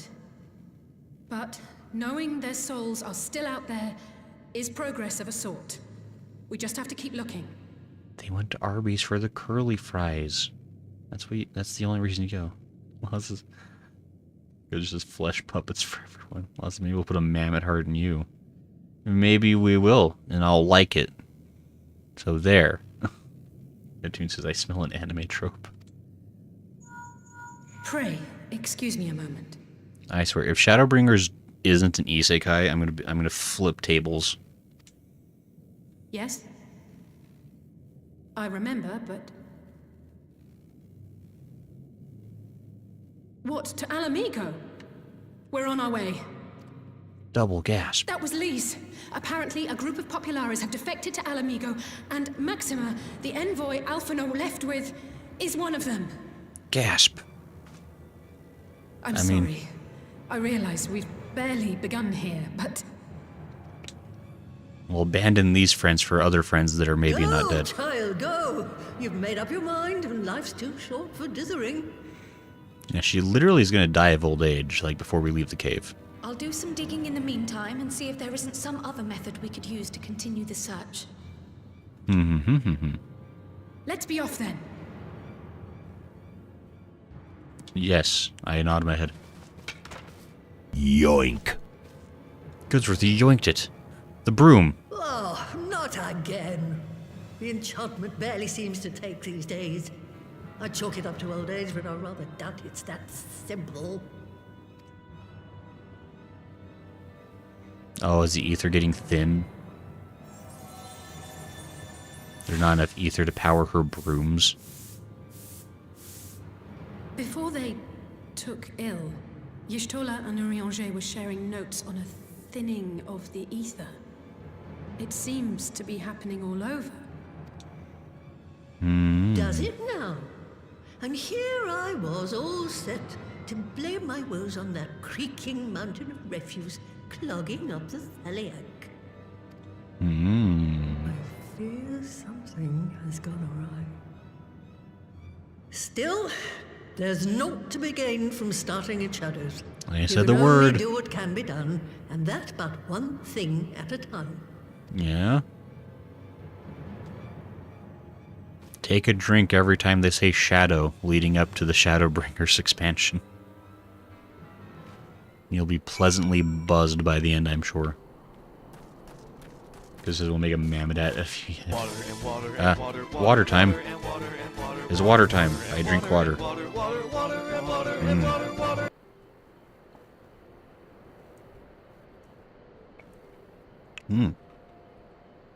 Tasty water. Clara says they got called to Arby's by their old frat house boy.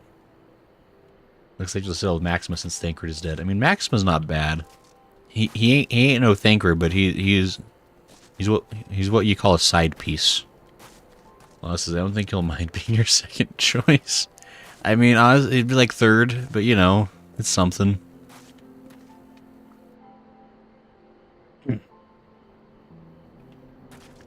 Batoon says, well, it seems like a member of Grey's harem has...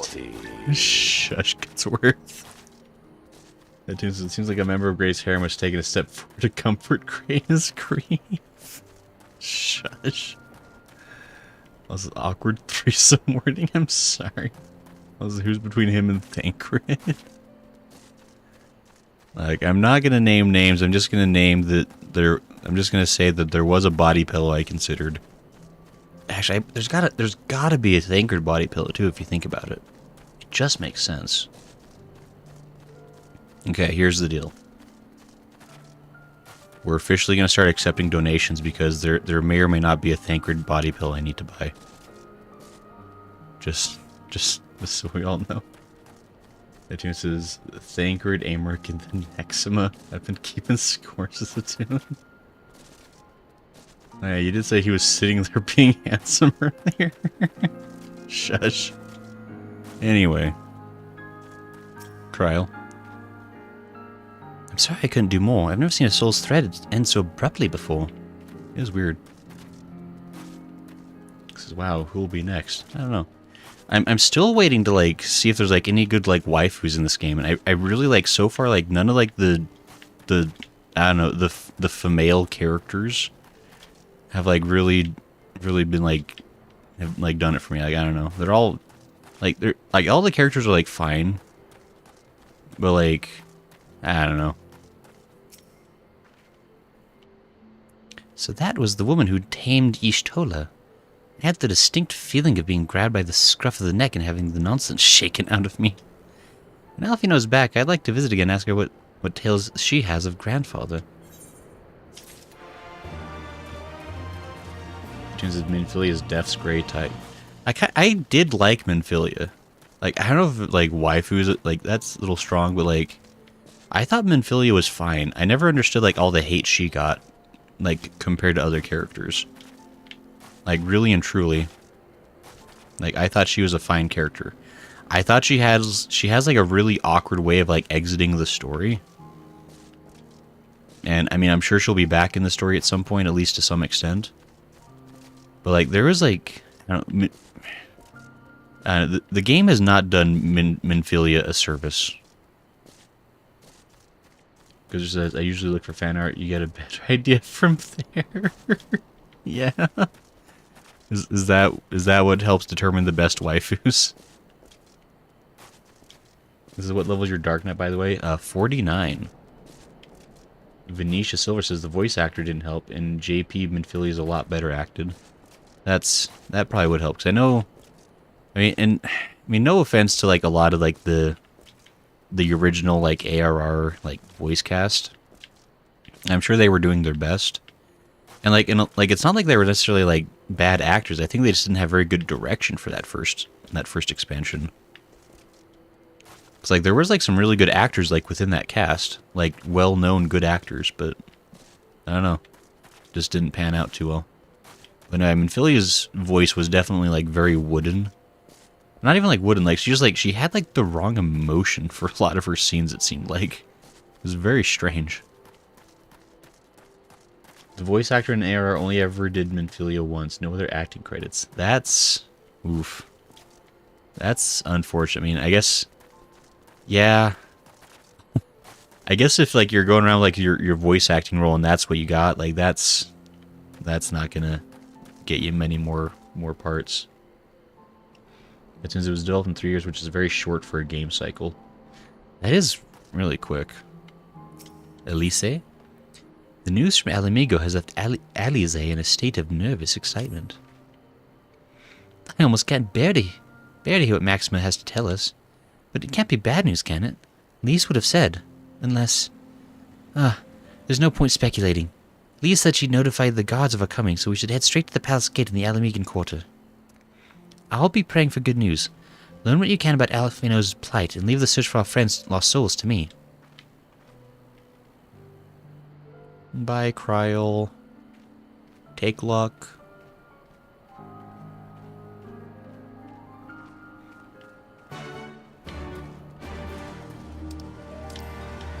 No. Yeah, right here. The Alamigan quarter. Also, hi Venetia, how are you? Get to an end when you can, and then do the second scene of this quest, sign Semdong, and switch to JP. Sure. So I won't say that I have any waifus whatsoever, but I do like a certain Shadowbringer's character a little bit, Zegulus. That's fair. Yeah, I still haven't seen every character in the game, so I mean, there could still be a waifu out there. It's possible. We'll see.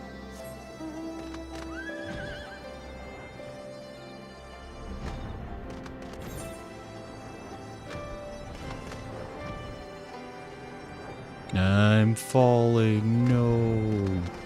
Catoon. You think you can be here first just because you're here first? I say no. Elise? Alphinaud will be alright. He has to be. Well, that kind of can-do attitude. Enter the royal palace. Catoon says currently all Grey has are male waifus. Shush. Hey, it's those guys. The Popularis. I'm sorry to drag you halfway across the realm, but when Maxima mentioned Alphinaud, I thought you'd want to hear the news in person.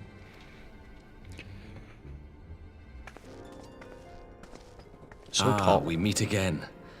Though I was hoping our reunion would be under more auspicious circumstances. Hmm. What happened to my brother? Where is Alphinaud? To shreds. Never fear, my lady. Your brother was in fine health when I took my leave of him, and I have no reason to assume that has changed. Mm-hmm. You assume? Wow.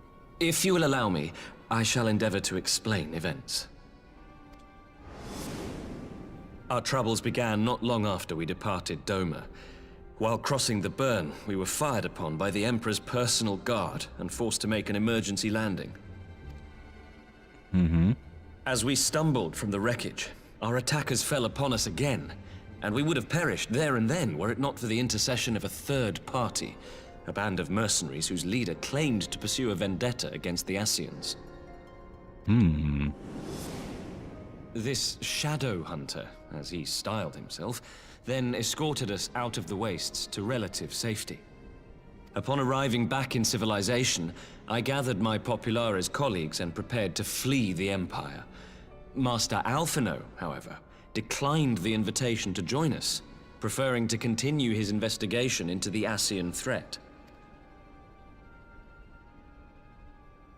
Well, at least he's not lying in a heap in the burn. It is something. Tell us more about these Ascian hunters. Who are they?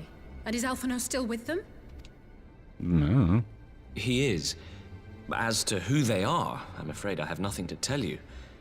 Beyond the fact that they root out and destroy Ascians, they were unwilling to divulge anything which might serve to identify them. They would not even reveal their next destination. But Master Alphinaud asked to accompany them all the same. Since parting company with your brother, we've been engaged in a game of cat and mouse with the Emperor's Guard. We made our way through province after province, finding the army busy restoring order wherever we went, until we finally arrived here in Alamigo. I cannot thank Commander Aldin enough for giving us such an unexpectedly warm welcome. I'm not inclined to turn away refugees, no matter which land they call home. And if they can tell me how things lie in Garlemald, all the better. On that subject, there is much I would tell you. During the course of our journey, we heard tales that an entire rebel army had been slaughtered in the space of a single night. Gasp. It would seem my former comrades grew tired of putting down uprisings in the conventional manner, and chose instead to bring a formidable new weapon to bear. Details were sparse, but the rumor alone was enough to dampen the flames of rebellion. I have also heard reports that several companies have withdrawn from their designated provinces and begun marching westward. It is my assessment that the Empire's forces are mobilizing for a large-scale military engagement. Gasp. Westward? You mean they're getting ready to invade Alamigo? Sure. It's a sitting duck. Easy pickings. We knew this was coming, but not that it would be so soon. We've barely even begun to shore up our defenses. They won't stop an invading army. Well, and give up and cry, at least. I don't know. Deal with it. No, they won't. But I will. Dispatch messengers to the Alliance leadership requesting reinforcements, and send word to our officers in the field to hasten completion of those border fortifications. Prepare to meet the Imperials head on! You're like, okay, boss. No I matter got how you. quickly we act, we still want for time. When the enemy comes into view, our best recourse will be to open negotiations with their commander, and see that the ensuing proceedings take as long as possible. Yeah, I'm sure that's what'll go happen. Would you and Alize head to Doma and let Lord Hier know about this? I'm sure he'll want to hear about Alphinaud too. Consider it done. We'll send word when... Oh. Ah, there it is. Untold sorrow must be changed. Ahead looms a calamity. Turns out when you take just It will like... become instant. Throw wide the gates. Oh, I really hate that effect. That like really gives my eyes ouchies. Oof. You heard it too. I felt it in my brain. Well, at least we're both still standing. It's like I've already had like a headache all day, so like this is like just bad timing that the game's deciding to get all wibbly wobbly and make my eyes do the dance thank of the gods. agony. I thought we'd lost you for a moment there. Why does this keep happening? Oh, you fix it. I wish I knew. Nothing we've tried has brought us any closer to an answer. We'll keep working on it. But first, we need to go and see Lord Hien.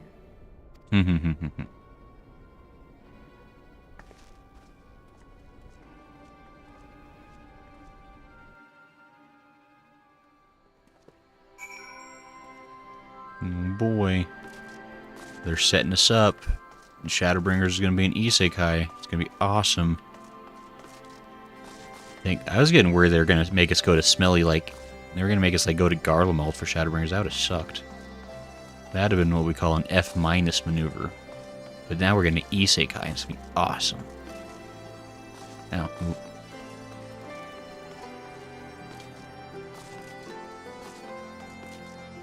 So every time I hear the burn, I'm just going to think of Y'shtola's little sons. Oh, it says a classic. Eagle says, ever in that joke made Grey laugh out loud, which is rare. The tune says Grey would be the worst war commander. No, I would be so good at it. I'd be like, guys, there's them. Fight them. Go. Deploy. Eagle says, oh boy, my friend has cleared the vault for the first time. Gonna go check in on them. Sounds good, Eagles. That tune says, whoever this person is, they really want you. Yeah, it's like that Beatles song. I want you. I want you so bad. Waifu recourses are rare and hard to temper, says Goodsworth. Well, I just realized how short Lise is. Yeah, Lise is kind of short. I mean, not like super short. Like, I mean, in a game with Lalafell, she's tall just because of that, but I mean, also, you know, not the tallest person. Not the tallest person in the room. It was an Alize short. The dialogue box. Oh, short. Anyway, Alize. So I believe because Alize and Alphinaud are like what, like 16, I think. Like 16, 17, I guess, depending on like how much time has passed. Like they're definitely like the youngest people in the regular group.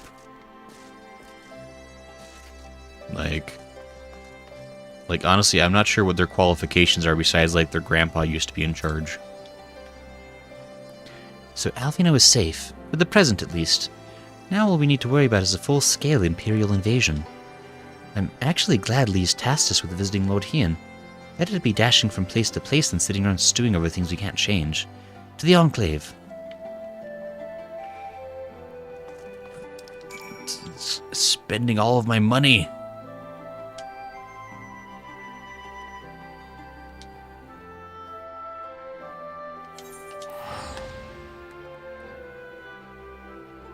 Law says they're still growing. Goodsworth says, oh, makes sense then. Their child genius is great. They basically graduated college already. College don't make you smarter. No need college. So say me. iTunes says Ellison also don't get their growth spurts until like they're in their 20s. No, I think that's right, because I think Ellison are slightly longer lived than like the here, right? And so they age a little slower. It's like they're kind of like even though they're 16, it's like the equivalent of like, you know, being somewhat younger than that or something. iTunes says Gray is proof college doesn't work. So rude. I attended more than one semester, I'll have you know. Also, you don't have to defend yourself. Gray didn't even go to college at all. Enter the Kian Khan. Kian. Oh, there's a lot of people in here. Serena, I know you. After their humbling at your hands, Magni and his Uranir have spent every waking moment upon the training fields. Defeat does not sit well with the sun and his children. Tansui, I know you. The Imperials have enjoyed the freedom of the Ruby Sea for long enough. Time they paid their dues. Blue Kojin emissary, my favorite guy. So good to see you. We of the Blue Kojin will not submit to the Empire's tyranny. If only our red brethren would awaken to their folly. The Nashian emissary. God, he was so funny in that one scene, like halfway through Stormblood. I am come to represent the lands of Nasha. Long have we struggled in defiance of the Empire, waiting for just such an opportunity as this alliance presents. Dalmascan Fusilier. Get out of here. All of Rabanastia is not the end of our nation. We who survived retreated underground, and have been gathering strength to mount a counteroffensive. Dalmasca will rise again. God, I freaking... Can I just like... I just need to say this, like, out loud. I despise, like, the way 14 has done 12. Like, 14 has done 12 so dirty.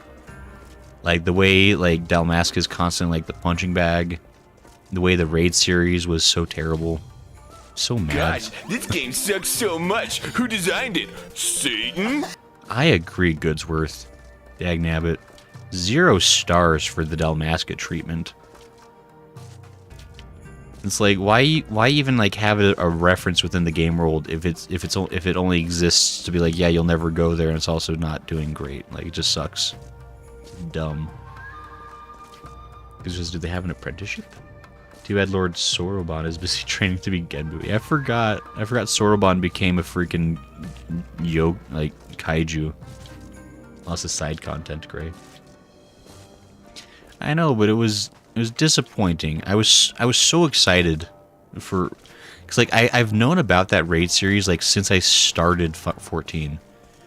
Because like someone like told me like there's a whole raid series based on Final Fantasy 12. I was like, I love Final Fantasy 12. Then I did that raid series. I was like, this isn't really that good though. And also like they changed things and make dumb. I mean, things like that are expanded inside content, says Lala. I mean, maybe. Storyline is not finished for Dalmasca. Okay, so here's the deal. Shadowbringers needs to take place in Dalmasca. I think we've confirmed. We need to have never an expansion take place in Garlemald.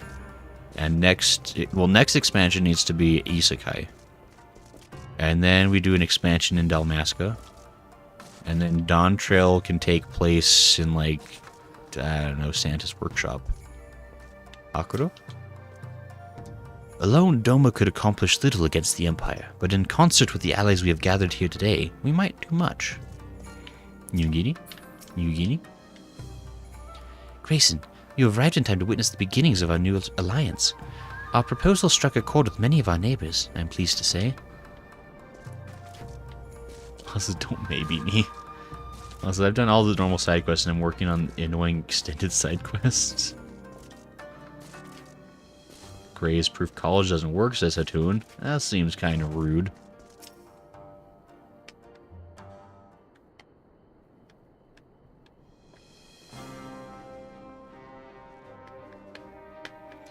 Greetings, my friends.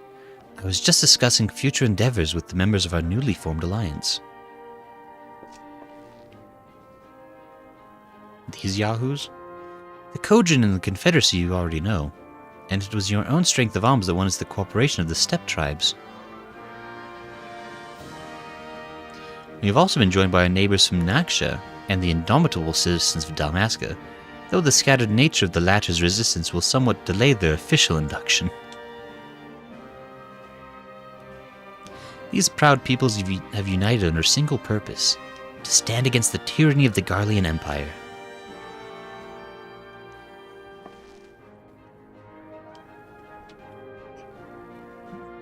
I am glad to see your alliance is coming together so swiftly. As things stand, I fear we shall soon have need of your strength. I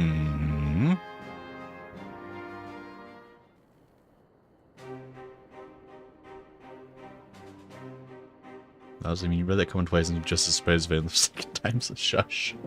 My memory is as solid as stone, Lala. Don't accuse me of constantly rereading messages and not realizing it. I thank you for bringing me news of Alphinaud. His fate is never far from my thoughts. And not only because he is our emissary. As for this sudden deployment of Imperial forces, I agree that Alamigo would be wise to shore up its borders with all haste. Every report we receive from our shinobi indicates a massing of troops. In the western provinces, it seems all but certain that the Empire is poised to bring its fist down upon Eorzea. And I would help deflect that blow, but I cannot risk sending reinforcements just yet. We will remain vulnerable to airborne assault until our wall in the burn is in place. The all-important Allegan energy barrier, says Alizair. The energy barrier, yes. I thought to call it something more auspicious. A name drawn from the four lords of legends, perhaps. Seiryu's Aegis, or some such. Well, just a thought. You're not really an idea guy, Ian. Don't use things. The Ironworks engineers report that they have finished calibrating the generators and are ready to proceed to the testing stage. Have you time to attend the first test? You've seen the field which protected Azisla firsthand, and I would be interested to hear how you think ours compares.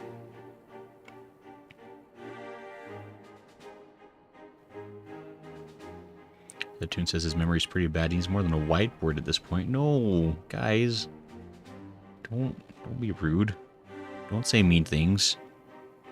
I will come too, if you don't mind. Though I am no Y'shtola, I may be able to offer some insight. You won't. Of course. Time being of the essence, it would be best if we make directly for the burn. Yugiri, I leave you and Hakuro to bring the War Council to a close. Understood. Your mounts are saddled and ready, my lord. Wear the storms. I get a sandwich for my troubles.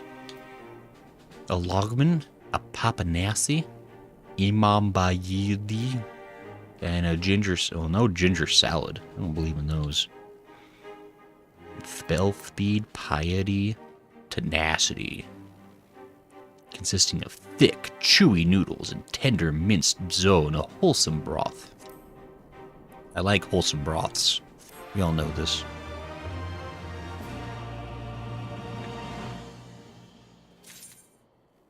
We did it.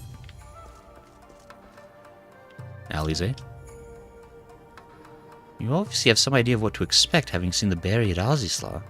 But having not had that pleasure myself, I'm exceedingly curious to see a wall capable of keeping out one of those massive Imperial airships. As expected, Suino Sato failed to answer the call.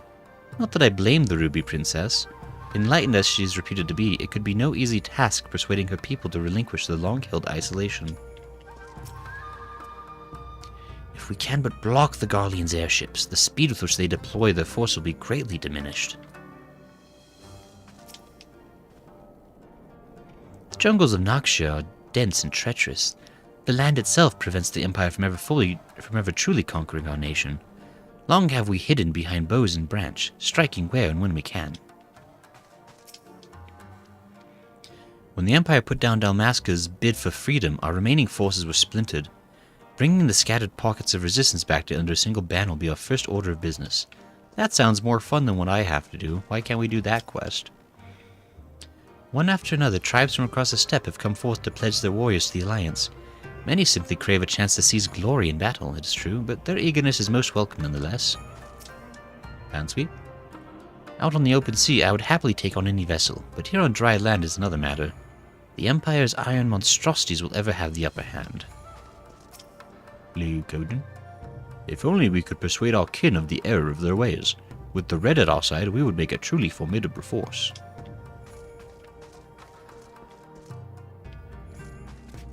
Also, I like how Gray got the tank food.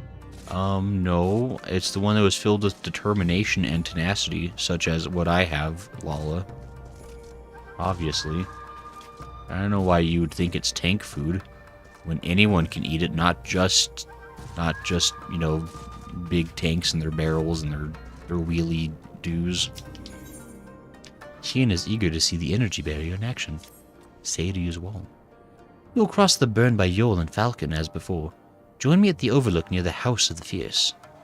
We nod our heads. Quest accepted.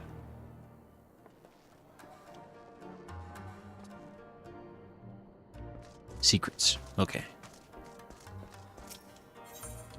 Leave the Qiancon. Legends is Gray not understanding how attributes work after 10,000 years is not surprising. The tune. Well, whose fault is that? The person who does not teach me how the game works and has never tried to help me, even a one time.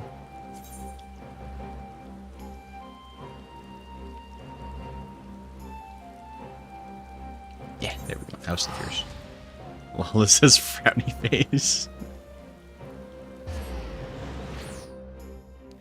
Just saying. It's good helping you lest you forget. No, Hatun, you can't give up. You gotta believe. If you give up, then what was it all for? Alley of the Fallen Rainbow. Wait, I was already there. I'm winner. I'm here. No. Hien. Give the word when you are ready to take wing. Head to the burn? Yes, apparently. I guess you can't actually be at the burn because that's expansion territory.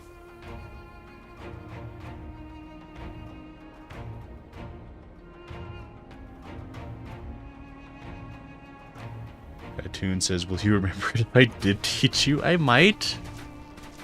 I'd have the VOD to look back on. I could learn. You won't. It seems the engineers have matters well in hand. Man. Should the barrier work as we intend, Doma will be free to reinforce her allies in Alamigo without fear of weakening her own borders.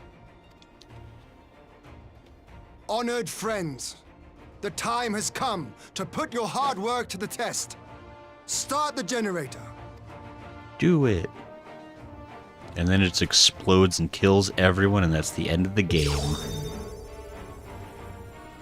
We go to credits, and then post-credit scene is us becoming Alphinaud. We wake up to be the enemy we hated most, and we'll be sad.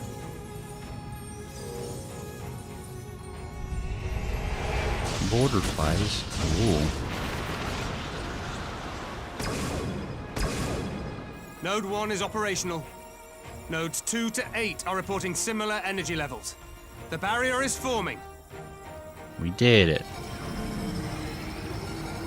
Whoa. 1,000 yards. 2,000. 3,000. Expansion remains smooth. No fluctuations detected. Hooray, it worked easily the first time. Thank goodness.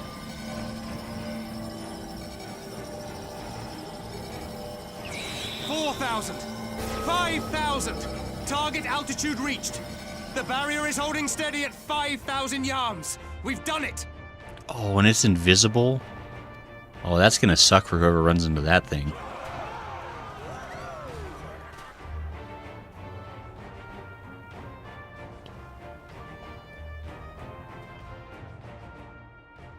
Is that an Imperial airship?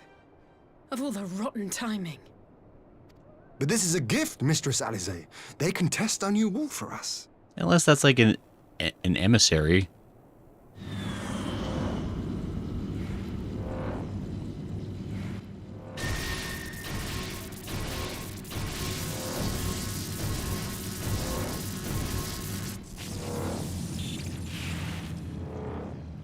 Seems solid enough, though I was hoping for a fireball.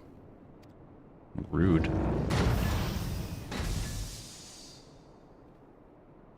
He's just sad and on the other side of the wall. Like, man, I'd like to cross deserts, but how do you do it? Oh, crap. I recognize those boots.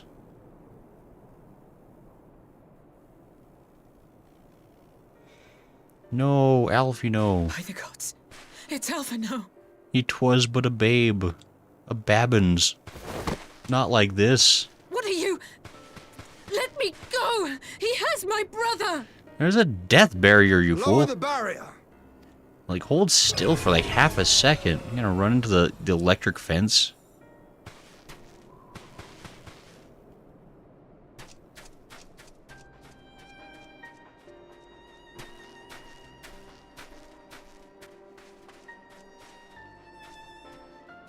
He's just like, the barrier. It's killed Be at him. ease, girl.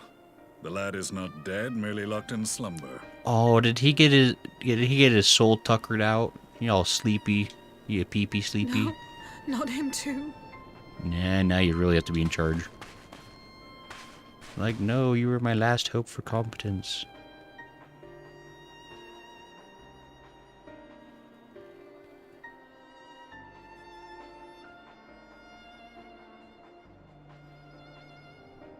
We could identify no cause and found no remedy. Thus I sought to return him to Doma, and into the arms of Lord Hien himself, it would seem. Yeah, convenient. It is a day for fated reunions. Would you not agree, adventurer? Or should I address you as the Warrior of Light?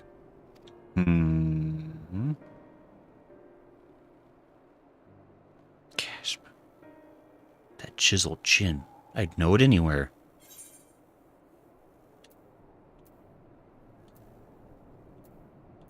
No. No, no, no, no, no, no, no, no, no, no, no, no, no, no, no, no, no, no. Is that how he sounds minus the mask?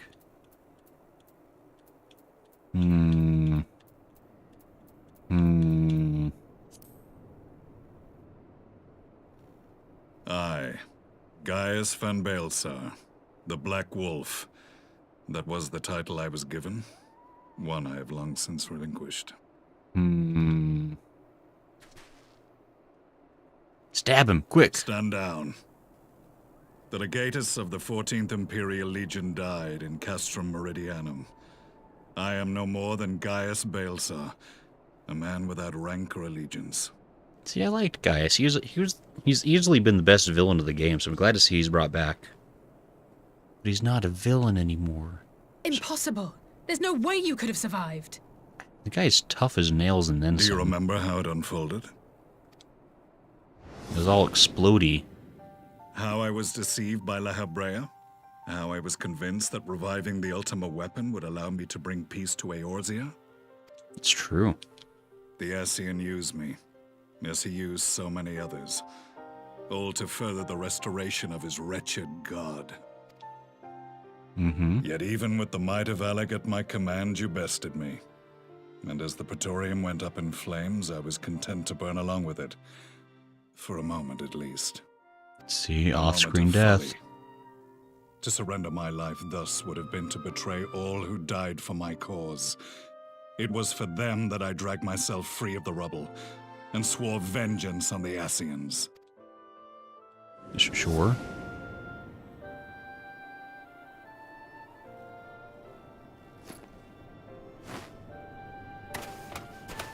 He just likes Black talking. Wolf has shed his pelt, never to return to Garlemald or her legions. I live now only to exact revenge. He really just be tossing those masks like candy. Gotta calm down about that. My principal quarry was to be La Habrea, whom I gather you have since ushered onto oblivion. I mean, technically it was some old guy who thought he was a god, but you know. I nod my But head. so many more remain. Long as their kind lurked in the shadows, laboring to sow chaos throughout our world, I would see each and every one dragged into the light and put to the sword. Are the Scions not of like mind? I mean... In this single respect, perhaps.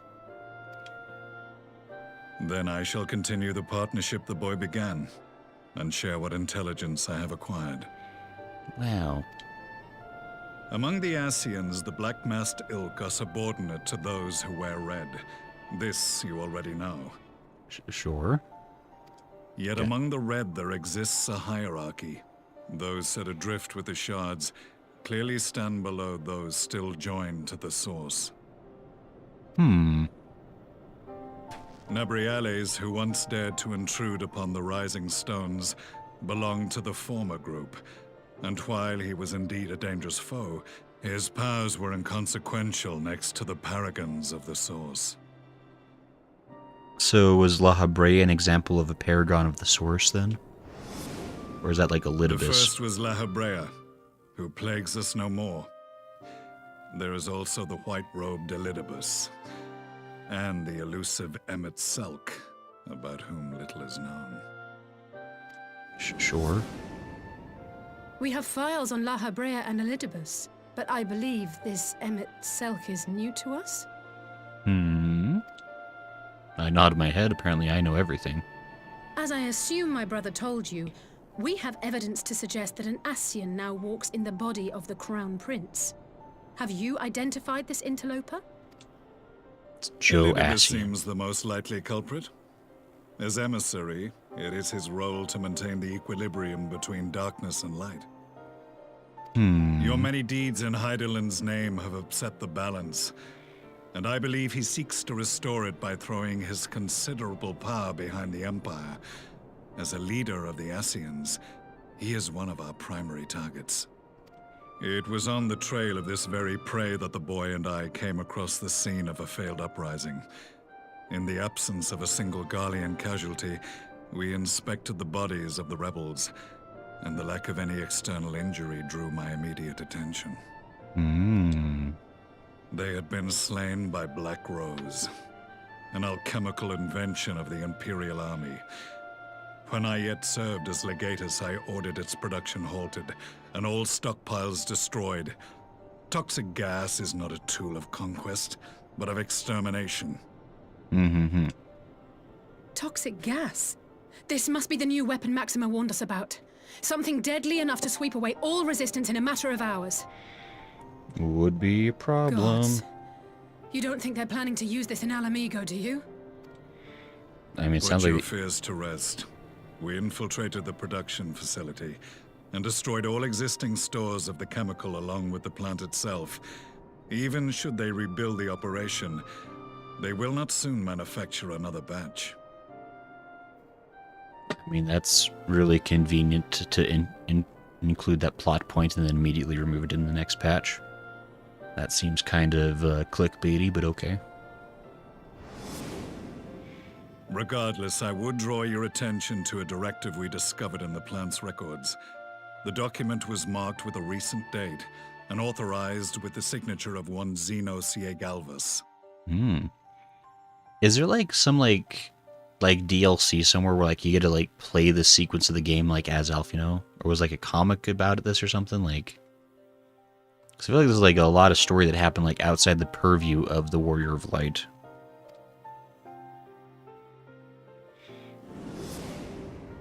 A dead man signing the death warrant for thousands. 'Tis bad comedy.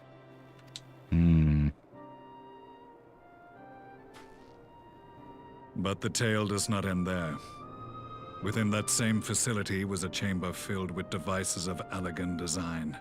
Cloning technology, we realized. Yo, they're making Xenoses. I knew it. I called it. I'm a winner. Look at all those what Xenoses. should we find in each and every incubator? But a young Emperor Solus. Well, that's not as cool, but okay.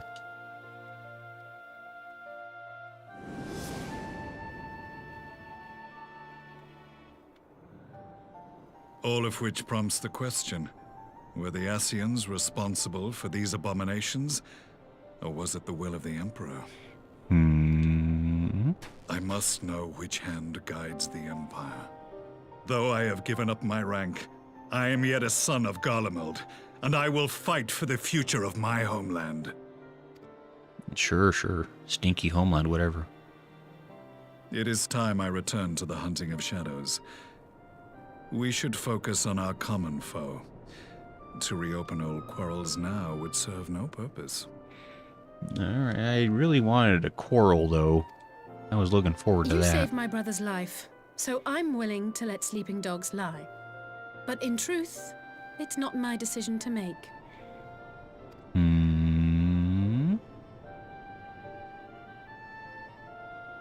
Hand of the sword. Do it now.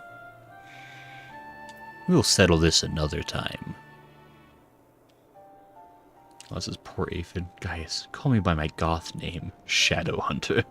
Exactly. I think this is a different VA now? Is it a different VA? Or is it just because he doesn't have, like, the masky helmet on? Fatoon says, ooh, a defector. You're defective. We'll settle this another time.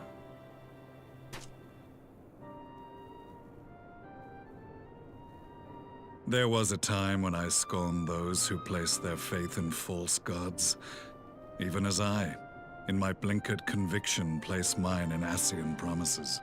You fool. Unlike yours, my strength of will and my restraint was found wanting. We shall meet again, Warrior of Light.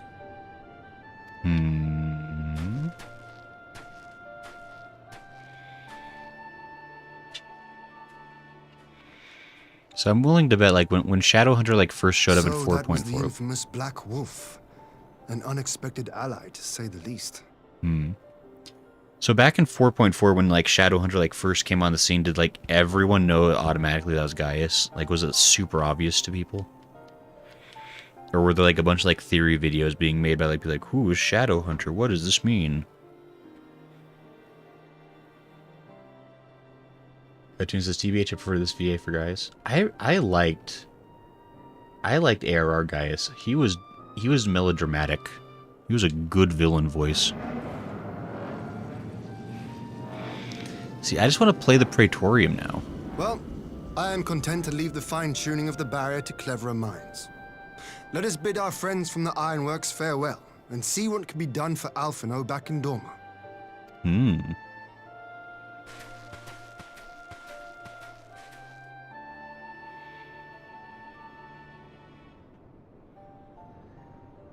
So has Kryl not been affected by all the soul pulling?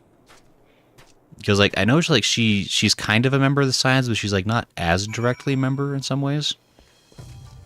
Because, like, she hasn't been, like, on screen for any of the sequences. Like, it's hard to know, like, is she being pulled or is she not even noticing anything's wrong? Hakuro. Even should our alliance send a contingent to Eorzea, I will stay here in Doma with the remainder of our forces. As much as I would enjoy taking Imperial heads at your side, we cannot leave our borders undefended. What uncanny timing that Master Alphinaud should be returned to us just as we were testing the barrier. I only hope a cure can be found for this malady. Otherwise, the War Council has entered an unanimous agreement. To forestall the Empire's expansion plans in this region, our allies are willing to send troops to fight in Eorzea. Sure. Now convenient. Well, it says IDK, it depends on if you recognized his original mask's face or whatever. Clara says one of his masks tipped us off in the first cutscene. Oh. AC says no one knew what Geist looked like behind the helmet for this actually, but there were hints. The mask on his belt and his weapon. Also, I mean, I'd assume she's fine since she volunteered to watch that for us. Them for us. Yeah, I mean, it's like, if she's also afflicted, it'd be kind of weird for her to, like, try to be a nurse. Carson says Gaius who? I turns no because it was understood that the Gaius was dead after Parai. Says nope. Carson says soul pulling who? Cartoon says it's affecting crowd, but not as intense, I think, says Catoon. Also, hi Carson, you're just in time. We were theory crafting. We're trying to decide what the best thing to do is with the body once the soul's been plucked from thence. And everyone has been pretty unanimously agreeing that I have the best ideas and should not be questioned. So it's been going really good. Because I only have good ideas, right? I'm 2.5 hours late because a colleague was over and we were struggling at math. Carson's so nice. In English is BRB. Hatun says he's lying. I'm never lying, Hatun. I tell the truth as I perceive it. Whether you choose to perceive it the same way is your problem. AC says Gaius' weapon, Hairspawn, is a unique gunblade. His gunblade is longer than the standard gunblade. And Kalar says, yeah, none of the lore heads believed Gaius was dead from error because no body, no death rule. That's how it works, honestly. That's how I operate my life. That's why Teleji is still out there somewhere.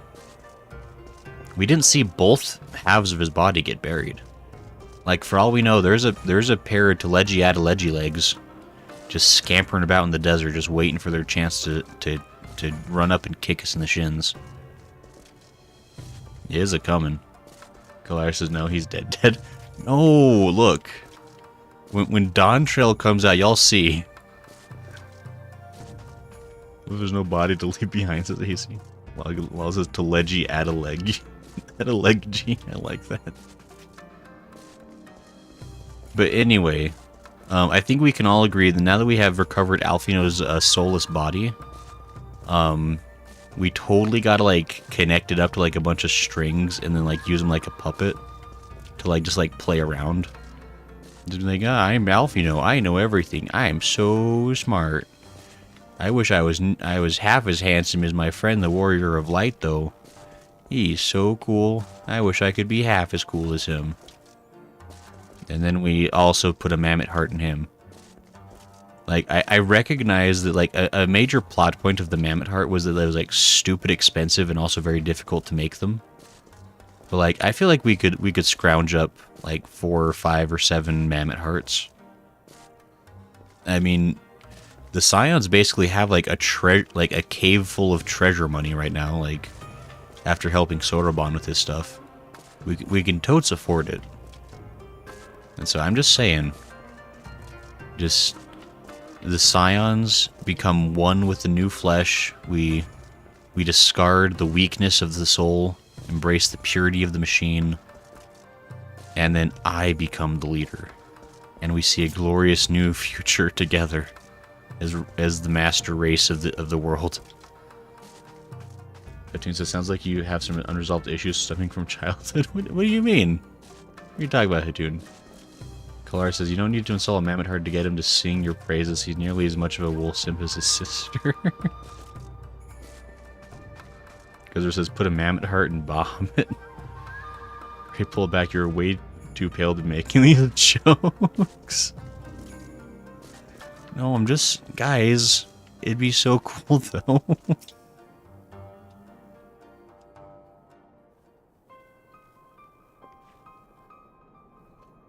Alphinaud is safely ensconced in a private chamber. My finest healer is examining him as we speak. Healer comes in. I've never seen it, guys. It's cray-cray. I've spoken with the physician, and there are no outward signs of illness. Alphinaud is lost in a sleep from which he cannot be awoken, just like the others.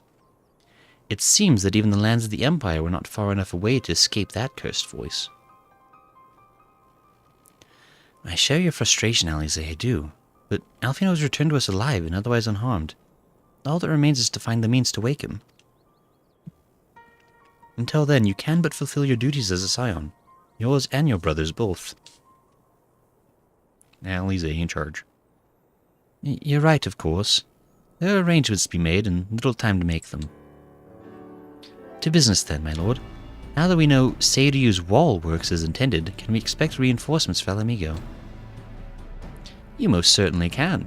As promised, we will send troops to bolster our allies in Eorzea without delay. Pray be aware, however, that they will not arrive without delay. Save for some few who boast teleportation magics, the bulk of our force must be transported by sea. A lengthy voyage for which the smaller vessels favored by the Confederacy are ill-equipped. Accordingly, I mean to enlist the assistance of the East Alphinaud Trading Company in finding suitable ships. As for navigating the distances in question, we are in the happy position of being able to call upon those who plotted the course of my people's exodus to Eorzea. Beyond the procurement of ships, I think it unlikely that our East Alphinaud friends will consent to any involvement in military operations, but I am certain they will afford Alphinaud a berth aboard one of their vessels. I shall have a Chirurgeon accompany him every ilm of the way to the Rising Stones. You have my thanks, Lord Hien. I could put him in my inventory bag. Just put him in there and then I'll teleport there. I'll save so much money. It's like FedExing his body. It's great. Yugiri, I will go on ahead with our friends to Alamigo. Enlist all those capable of teleportation and put them at the disposal of the Eorzean Alliance as soon as possible. They will form the vanguard. Yes, my lord. This is exactly what we'd hoped for. Lys and the Alliance leaders will be glad indeed to welcome the combined strength of the East. We're doing it. We're saving the world, guys. Everything's gonna be hunky-dory in Shadowbringers. Meanwhile, at the Black Rose chemical plant.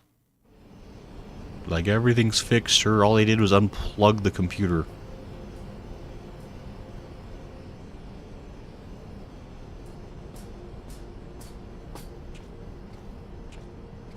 Our supplies at Black Rose have been ruined, but the new plant is already under construction. We should have the first batch ready in time for the offensive, Your Radiance. Wow, that's quick. See that you do.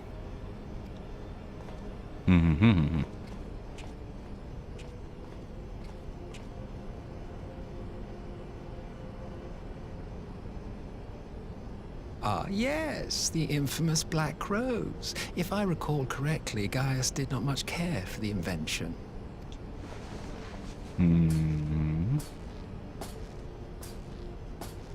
A ruthless and indiscriminate weapon indeed, this airborne poison. It seems you are capable of making decisions worthy of your bloodline. With no gift for sorcery, we Garleans must look to Magitech to even the odds. If it spares the needless deaths of our soldiers and serves the cause of this empire, there is no method I would not employ. Oh, aren't you cool? How very noble of you. Truly, though, I must commend you for embracing your role as Emperor. You play the part of the determined ruler well. Sometimes even I catch myself believing. They really like put all of his animation budget into the eyebrows. A silent agent of death. Now that I think on it, Black Rose may well possess the perfect aspect. Slowly but surely, the deluge of light has worked upon the ether here in the source, and the gas should be most susceptible to its influence. Well, I shall leave you to your own devices. Go forth and bloody the land with your grand and glorious war.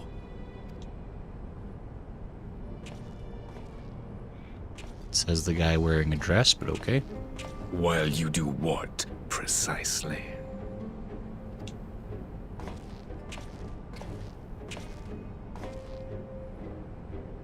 Need you ask? I will be doing what all Ascians do. Nothing useful. I am well aware that your kind exists only to usher in the next calamity. But you seem oblivious to the harm your singular agenda causes to the Empire. You cannot have forgotten the events which followed your mortal demise.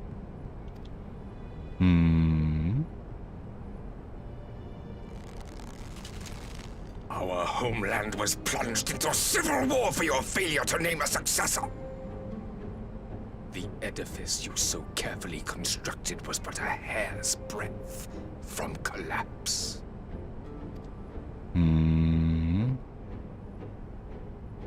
Are you truly so naive? You thought me oblivious to the consequences of a departure so painstakingly timed? It was by design? Well, of course it was.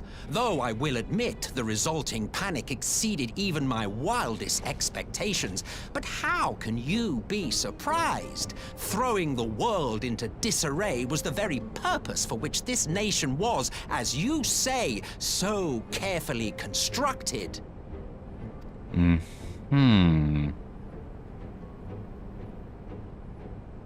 Now, if you have no further questions, I must be on my way. Right. Since we may not meet again in this lifetime, it would be remiss of me not to offer a word or two of gratitude. I really must thank you for this surplus of vessels. I can mold any host into my own image, but having bodies tailor-made for me in this fashion is so much less tiresome. You dabbled in Allagan cloning techniques, yes? It certainly is a compelling, not to mention entertaining, field of research. Right. And of all the options available, you chose the founding father on whom to experiment. You have a twisted streak to you, Varus, like grandsire, like grandson, hey? If events play out as planned, this will become something of a family enterprise. This guy's not gonna be in Shadowbringers, is he? Like, I'm I'm already kind of sick of him by like cutscene number 2. You will be the capstone of this world. I, the anchor and shard, and together we will give the lie to this star's fraudulent existence. He talks so much.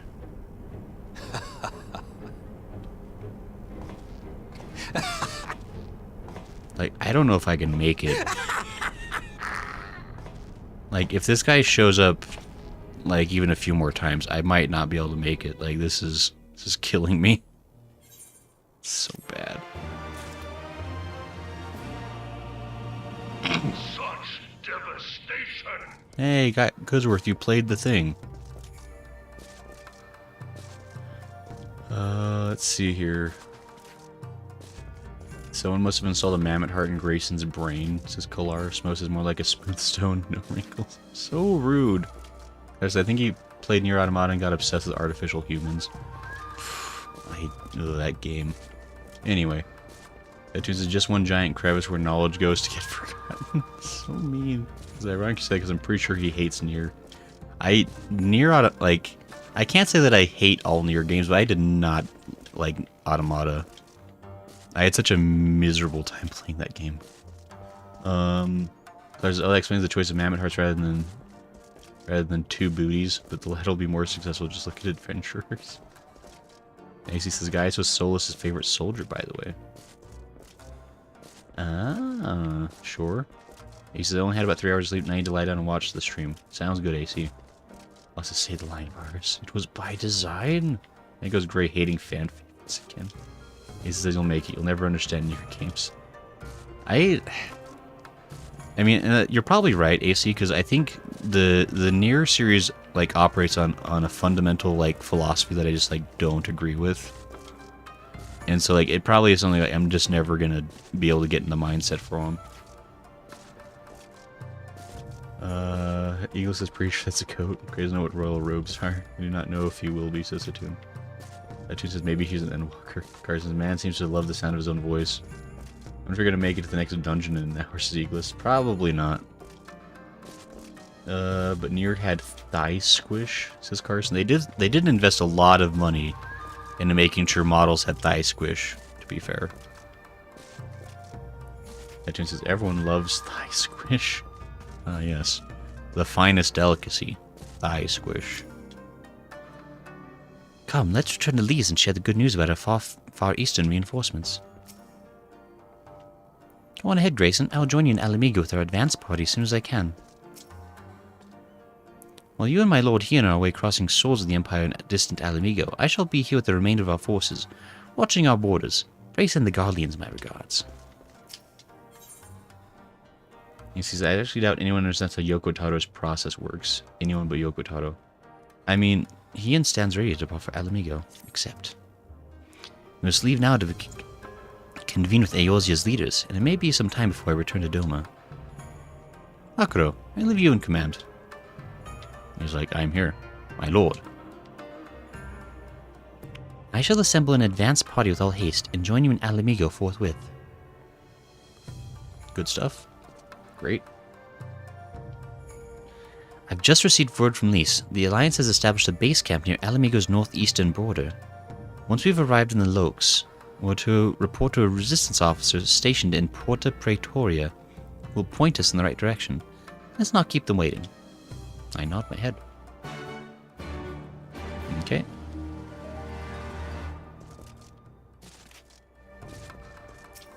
Let's go. And AC, I kind of have to agree with you, because here's the thing, and this is why, I will say, as much as I don't like Automata, it really isn't a bad game. I don't think it was, bad. Because I hated it so much that actually I went out of my way to, learn about Yoko Taro, as much as I could, on the internet. To, try to, understand his reasoning. And that guy's, perception is, so wild in terms of, the way he looks at the game he's made versus, how everyone else sees it, he's so convinced that, he's, made gold, always, with, nary a doubt in his heart. Everything in his mind, like he's always just like perfection.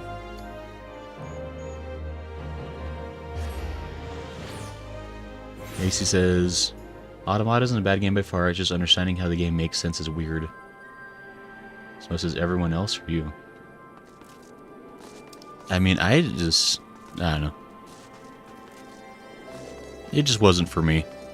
Like, the fundamental, like, I don't know, core themes of the game were just things I didn't like, so. And then also, like, the way it wrested, like, gameplay controls from me constantly was very frustrating. He says, look at Dragon Ball, the story doesn't have to be master class to be liked. That's true. I mean, I think... Oh, that shadow moving quick. I mean, I think that's kind of the problem, because, like...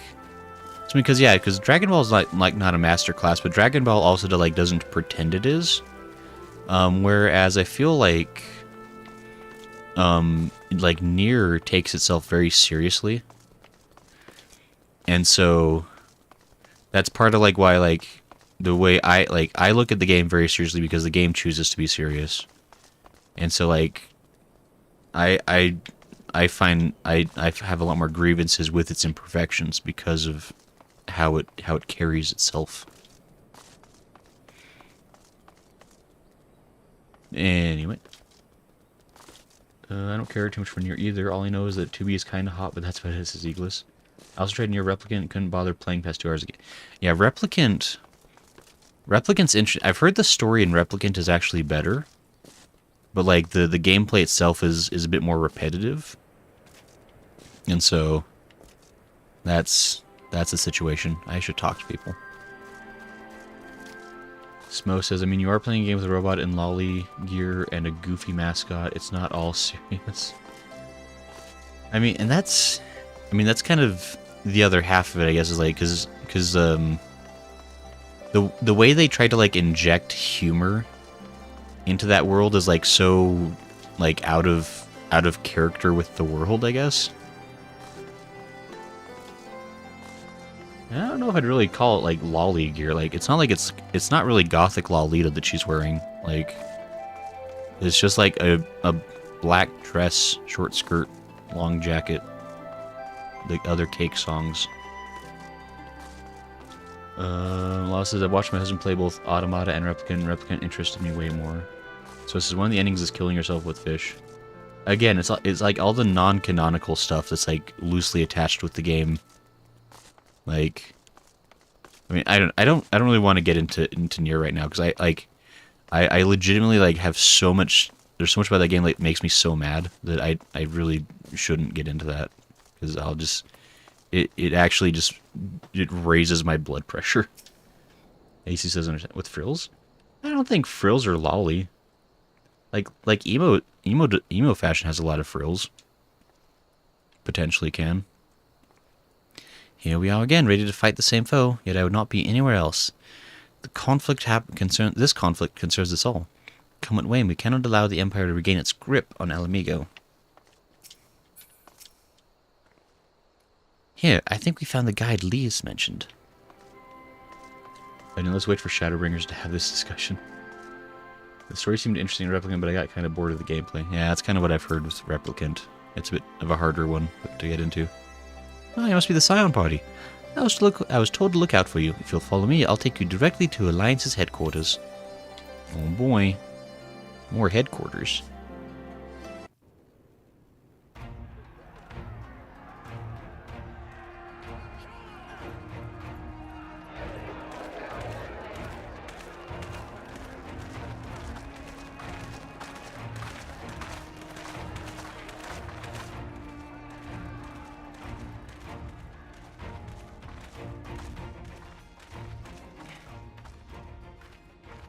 Welcome back, you two. Greetings, Lord Hien. Glad you could join us. Glad to be here. I would have come sooner, were our own defense is not in question, but I am pleased to report that our soldiers are assembling for deployment to Alamigo as we speak. Oh boy.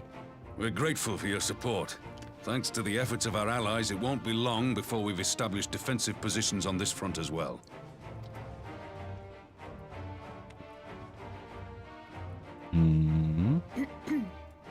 We have some good news too. Alphinaud has come back to us. As for the bad news...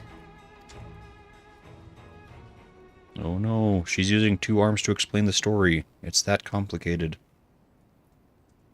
So, Alphinaud won't wake up, Gaius van Baelsar is alive and hunting Ascians, and the Empire is planning to poison us all with toxic gas.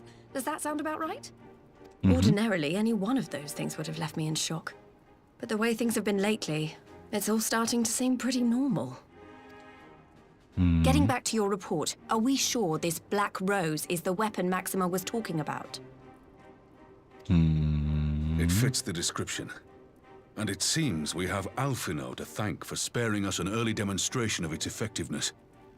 I have a feeling this won't be the last time his bravery in the Empire will serve us here in Eorzea.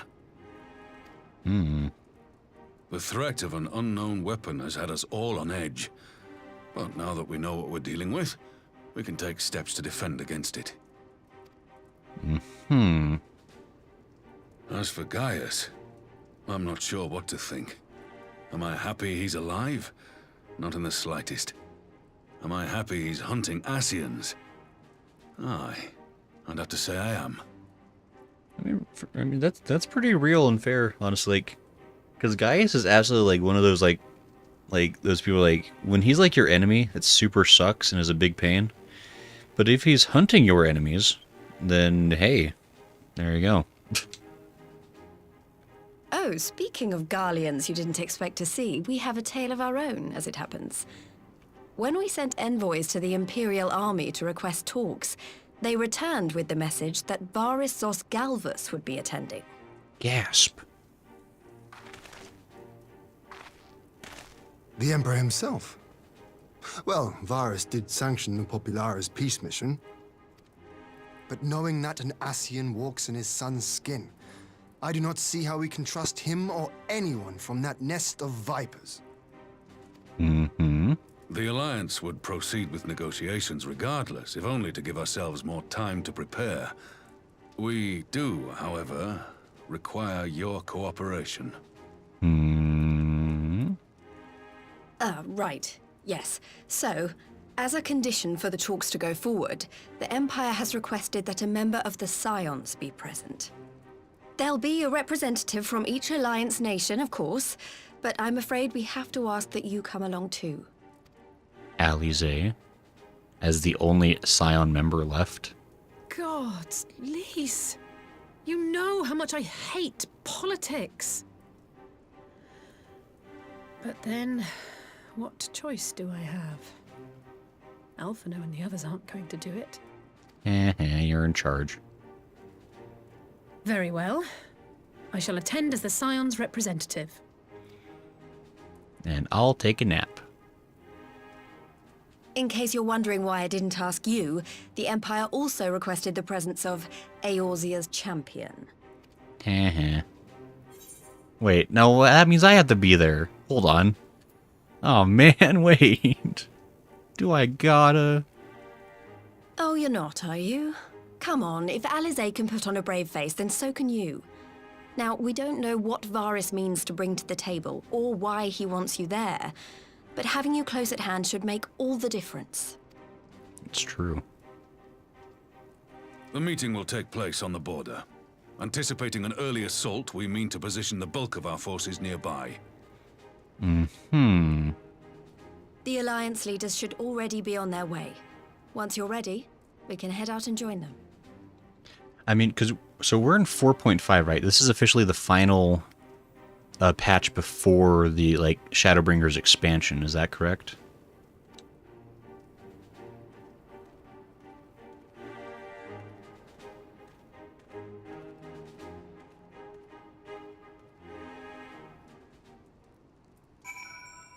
We did it. I just realized something very, very, very, very important. Why am I a smelly samurai at a time like this? I must return to monk. How do I... Wait, how do I return to monk? Monk. On it. The monk was inside the whole time. Also, wait, how much currency do I have? Okay, I've got 461 pieces. I got space. Okay. I feel so much faster. Got the wind at my heels. Let's wait for style of veneer is hard to define. It's like elegant gothic asymmetry. A lot of black and whites with neutral colors and touches of colors here and there that match with it. Indeed, AC, I agree. If you end up doing the next dungeon on stream, then I would definitely like to be a DPS with you in it, because it's a neat dungeon in my opinion. I kind of want to get some more experience playing as Reaper XD. Toon says, great, if you seduce Varus, it might work in your favor. I mean, I don't know about Varus. He's not really like, I don't know. You seem like, I'm not really like into like super older men. Like gotta be real. Oh, this is a whole encampment. This is gonna be like part of the place we be at for a while, I guess. I just realized we're here and we're doing it. So okay, so I think that you'll make it through the dungeon today. It says, hey Varus, is that a gun behind your back, or are you just happy to see me get shot? That's definitely how it'll play out. If Charlene could not negotiate peace with the Empire, I rather doubt war can be avoided here. But every moment we steal for our preparations will count in the final reckoning. Is Emperor Varus enthralled the Asians? That is the question. Super definitely. Should the Empire decide to ignore the rules of parley, we could be fighting far sooner than we'd like. Keep your weapons close. Lise. Well, I don't suppose it's polite to keep an Emperor waiting too long, shall we? Parley with the Emperor. This will be the first time we've met the Emperor face to Bunny, right?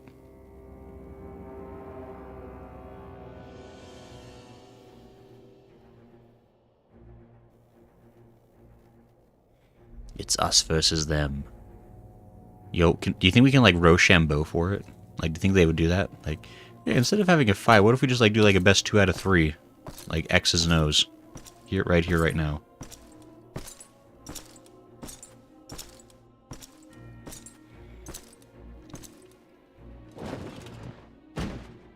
It's like, I wanted my bigger shoulder pads, but they said I couldn't have them. Esteemed representatives of the Eorzean Alliance, on behalf of the Garlean Empire, I thank you for inviting me here today.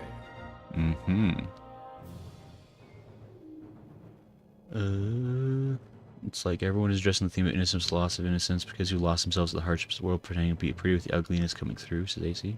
For near. We met him in the Sea of Clouds and Heavensward briefly. Did we? When they were capturing the Vanu Vanu? Was that him that was there? Maybe. I guess we'll see if Gray remembers how to play Monk. I can Monk so good. That says you met him in Heavensward in the Sea of Clouds for like a moment.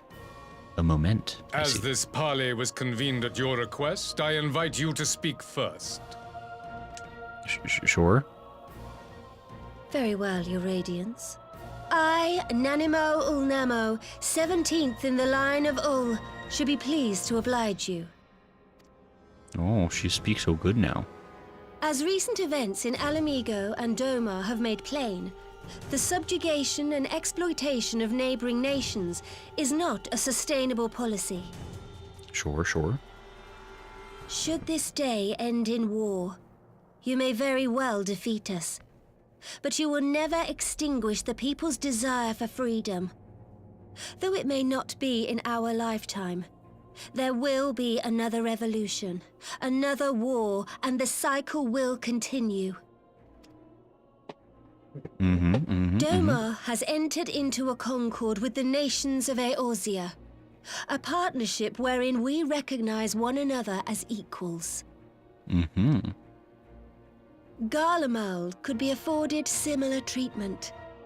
You need only set aside your ambitions and join us in paving a path towards peace. You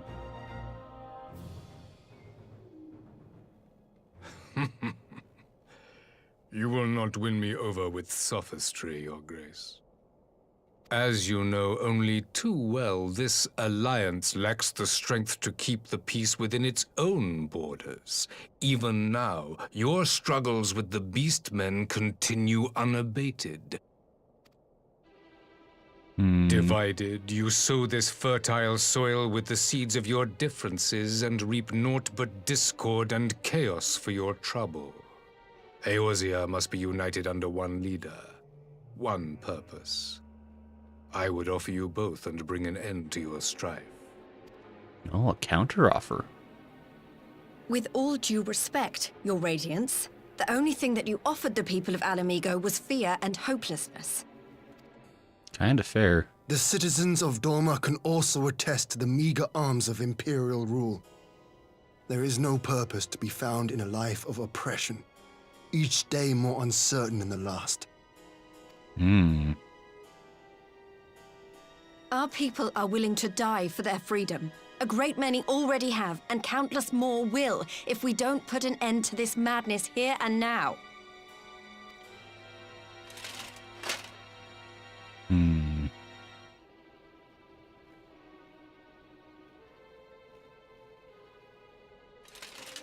We brought order and stability to your lives.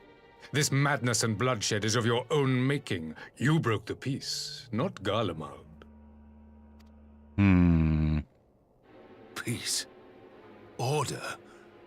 You kill our peoples, despoil our lands, take everything that is ours. And what? You expect us to lick the boot that grinds our faces into the dirt?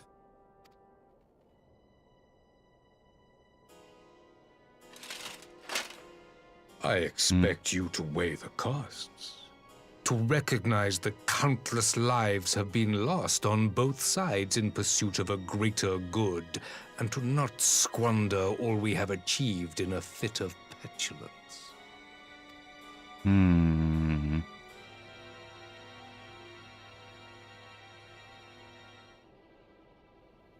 Your Radiance.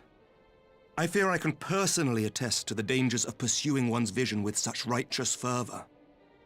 I forgot Amork was here, hey. For 1,000 years, the Holy See of Ishgard waged war with dragons. 1,000 years of sacrifice, of sorrow and hate, in which we bathed in the blood of friend and foe alike. Had it gone on any longer, we may well have drowned. Yet we have chosen to raise ourselves out of this bloody spiral, and have since made peace with our former enemy. So I understand. No doubt the dragons were more receptive to your overtures in the wake of their leader's demise. Yeah, there was kind of that whole thing.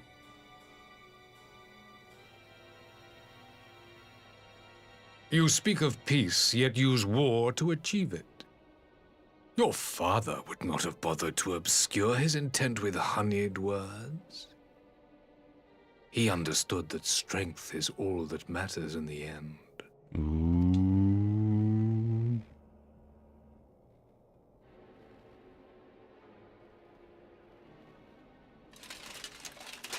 Without his clarity of vision, I can but wonder what will become of Ishgard and her people.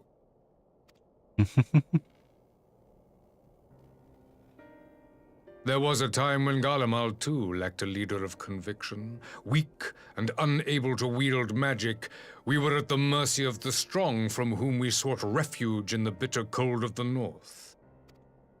Were it not for the discovery of ceruleum and the subsequent development of magitech, we might never have gained the power to take back that which was rightfully ours.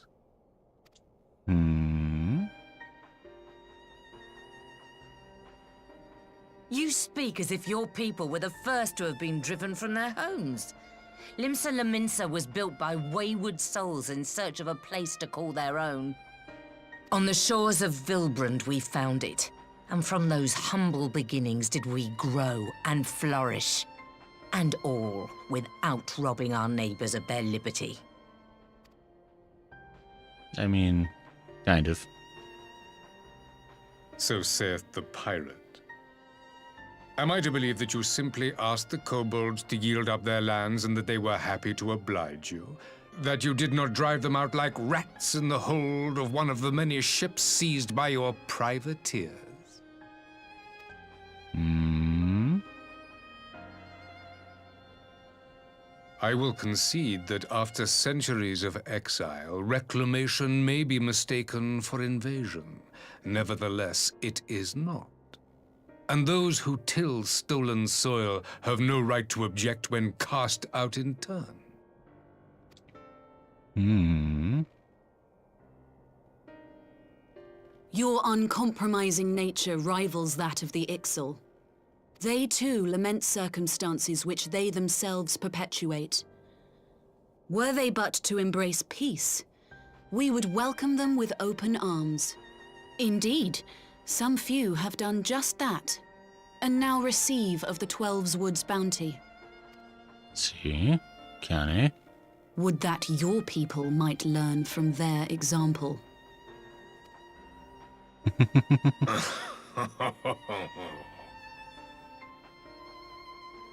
You dare compare us to the Birdmen? You who thought to invoke the 12 and threaten all of creation?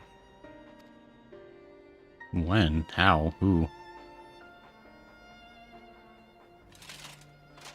I came here in the hope of finding some speck of common ground, but I see now these discussions will accomplish nothing. Despite what you people may believe, I am not wont to choose the sword over the olive branch. 'Tis but a pity men are loath to accept one without first being shown the other. Hmm. Wait! I beg you. This meeting was supposed to be a chance to find a way forward together, not to bemoan the missteps which brought us here. Gasp, Alize, you're saying words. Don't do that. Please. If you truly consider violence a last resort, there must be a way we can come to an agreement.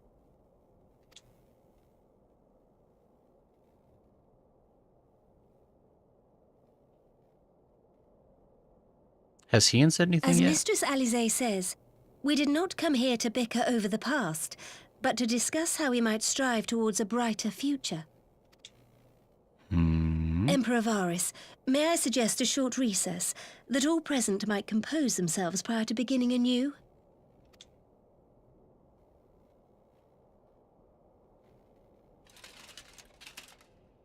Very well. I pray this intermission will suffice to move these talks in a more constructive direction. It's like, I will be brushing my hair.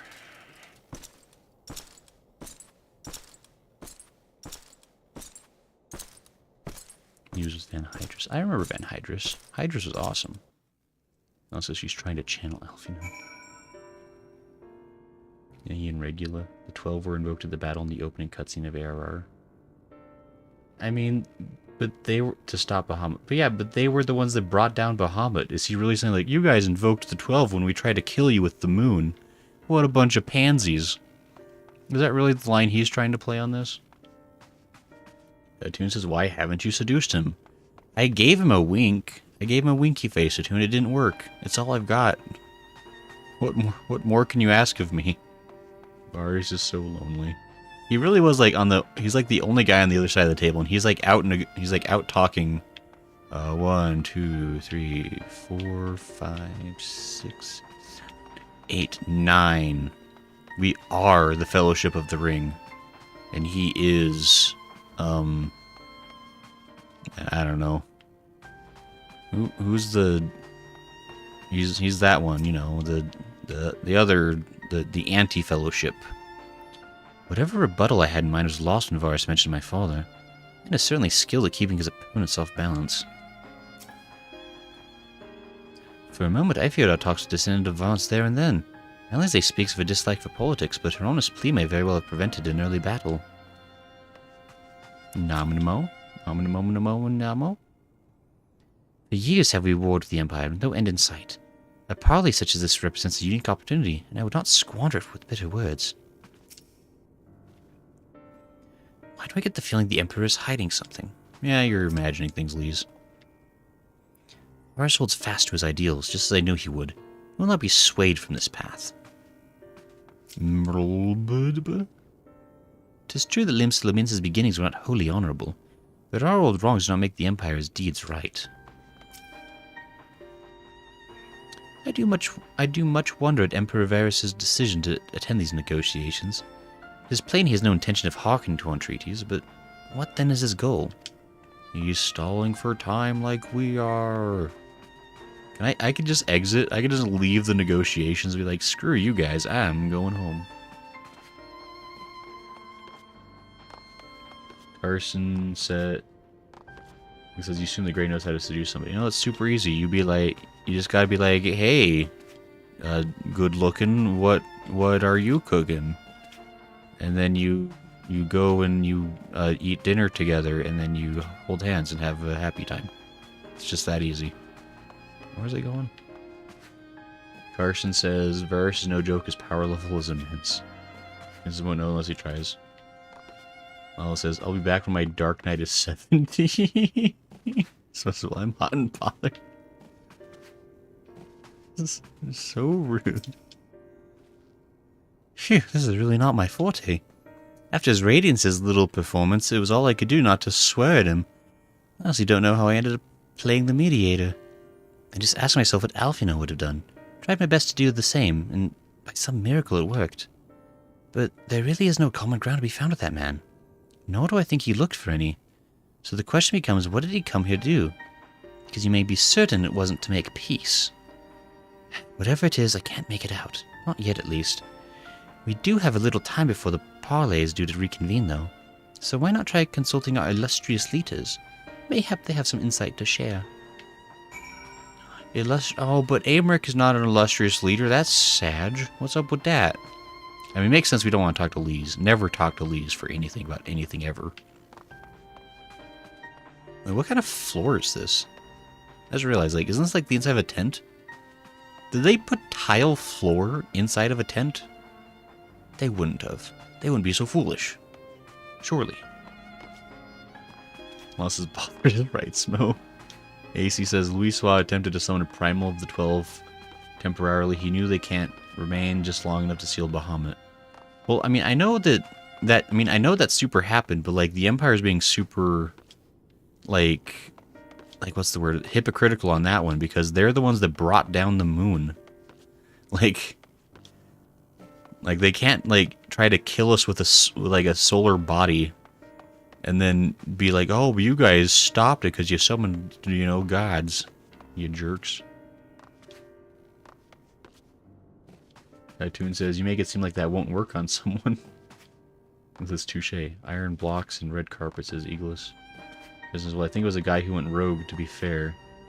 Oh, sure, Nail von Nailus. How dare you try something crazy to defend yourself against against our crazy war tactic? I guess I should talk to Merle. I will say one thing for this Varus. He is well versed in Eorzean history. His interest in our affairs is that of a beast in its prey. The conqueror would know his enemies. All should know their enemies, yet there is much and more we do not know of the Empire. I'm sure Varus would be happy to tell you more. He would have me ask the Emperor himself. Well, mayhap there's some wisdom in that. If we can skirt the storm of his displeasure, we may yet come to our answers. If it does mean sailing close to the wind. Kian? This parley was never like to bring peace, but I had hoped to learn something of the Emperor Varus' relationship with the Ascians. As had we all. Yet if he is in league with them, he is not like to volunteer the fact, and if he is not, how much weaker would his position seem for their presence? If we are to broach that particular subject, we will need to be subtle. Would that I knew more of the man. You indulge me, Lord Hien. You received an imperial education, did you not? Is it true that the Emperor's will is considered absolute? There is no higher authority in all of Garlemald, nor else in the heavens. Come to that. The veneration of the gods is forbidden, the only worship permitted being that of his Radiance's own person. That sounds suspiciously like a religion in itself. I share your disdain for the hypocrisy. Even as they denigrate the idea of faith, they revere their leader with the fervor that others reserve for the divine. 'Tis a flaw common to much of the doctrine they fed us. Logical on the surface, perhaps, but contradictory upon closer examination. I wonder if a discussion of the various discrepancies might prompt Varys to reveal something. Mm-hmm. 12 have mercy, but for Lady Alisaie's timely interjection, we might well have come to blows at the negotiation table. Not that Emperor Varys left us a great many options. Is unconditional surrender all he will accept, do you think? Ere he arrived, I'd have said yes, but having heard him speak, I cannot help but think he came with some other end in mind. Exactly, he's building up to something, I know it. How then should we approach the rest of the parley? Have you anything to say, Warrior of Light? Invites Varys to explain himself, say nothing of Xenos or the Ascians.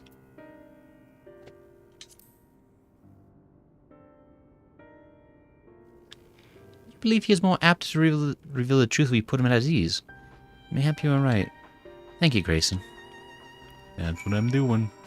Given all this sweet political advice when I'm not qualified for it. You spoke with everyone then? Good. Now all that remains is to wait the pleasure of the Emperor, and hope we fare better at the second attempt.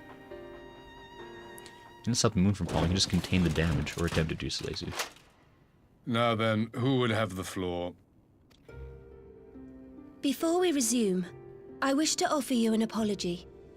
After you graciously accepted our invitation to discuss an armistice, we have done naught but rebuke you at every opportunity. I believe I speak for all of us when I say we are deeply sorry for our discourtesy. Yeah, especially Merle. Yeah, Gray, await his pleasure. I will. Just you wait, Lala. I'll await all of it.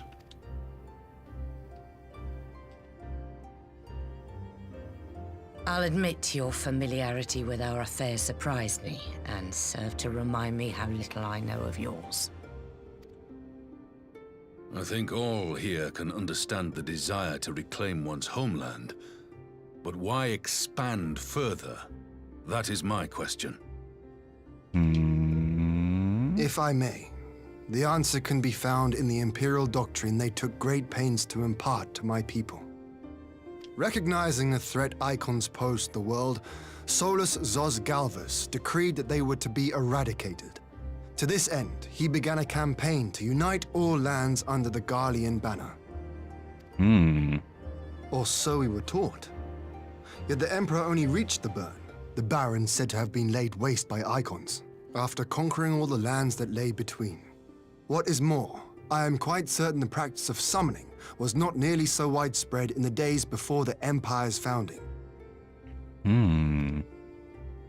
When you put it like that, it all starts to sound like an excuse, doesn't it? But to distract from what? Why are you really waging this war?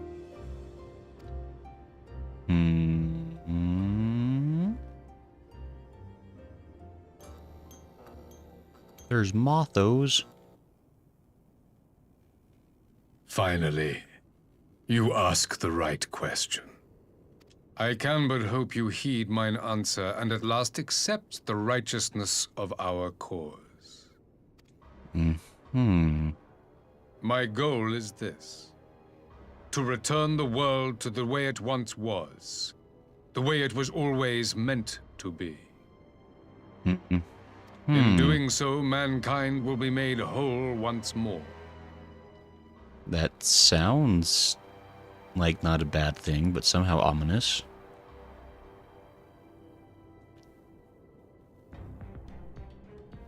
Me. I'm next to Hien. No longer will we suffer from the dissension born of our differences. There will be but one race, a perfect race, as we were when time began. See, that's never a really good plan. I feel like that goes bad places quick. What in Rolga's name are you talking about? I am talking about the origins of this star, of the source and its 13 reflections. Oh, we already talked about all that like 2 expansions At ago. the instant of the great sundering, 'twas not only the world that was shattered, but mankind itself.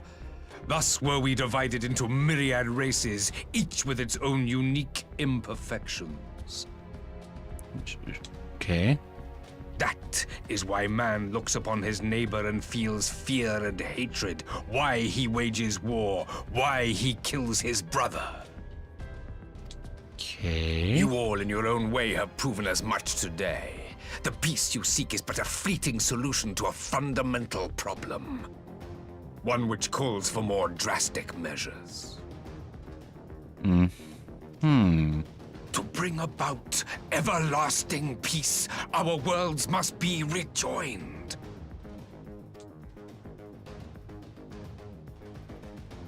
That is the goal the Empire would see realized. The glorious future unto which we shall one day shepherd mankind.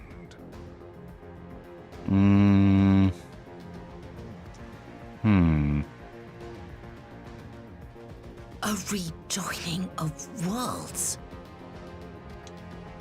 I have heard this tale of the Source and its reflections before. That's because Kane's smart. Are these not the self-same desires as the Ascians? Emperor Varys, do not trust in their words. They will lead you to your doom. My father thought to use them, but in the end he succumbed to their temptations. He embraced summoning like so many other pawns before him. Do not tell us you mean to do the same. He's just like, I am the summon. And then he turns into a dragon. To be a pawn, free from the burden of choice, would be a blessing.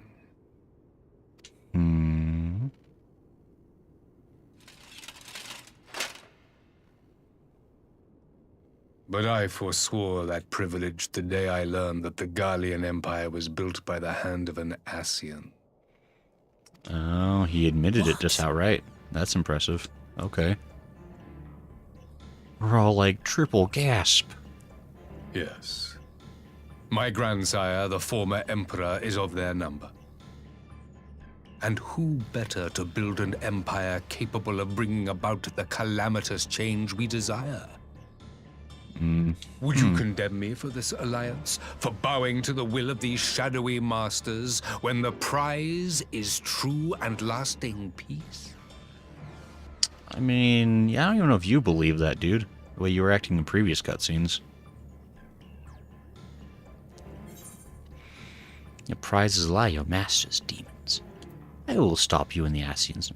I don't know if I want to say that. That seems kind of aggressive. Your prize is a lie. It's very poetic. Channeling my Urion Jade to say this. I come not to conquer, but to liberate. To free man from the prison of divergence. Imagine a world united. One perfect race beneath a single standard. Yeah, I wonder which standard that might be as the camera carefully zooms over his shoulder. An army before whose might these servants of darkness and light would fly as leaves in a storm, never again to meddle in man's affairs. We would be the masters of our own fate. Sure. I bid you join me, not as subjects of Garlemald, but of a new nation. And together we shall win freedom for ourselves and generations yet unborn. It sounds pretty good. You want to trigger another half-dozen calamities? You can't be serious! How many times do we have to teach you this lesson, old man? Thanks, Attune. Another half-dozen calamities. Oh. Oh, because we'd have to reach calamity number 14. Because we're only at the... Where are we in the 7th astral era, I think, right now? Or 6th? Like, there's a lot more calamities we'd have to have. That would be a problem. Have you forgotten how many died? There will be no one left. Do you truly imagine we would aid you in your bloodletting? It is unthinkable. Unconscionable. Man, everyone's like being so angry about this. I mean, I'm considering it. I mean, it's not a bad option.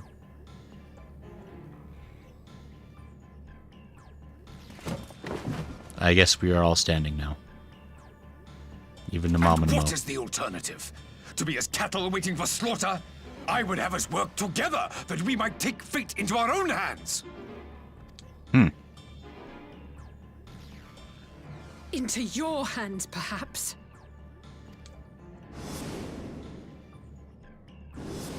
But what of the other worlds, your radiance? With every calamity, you obliterate a star and every soul that dwells on it. Is that how that works? Calamity equals Dead Star? To the Ascians, we are all but tiny, momentary specks within an indifferent universe. We cannot hope to oppose them until we have been made whole once more.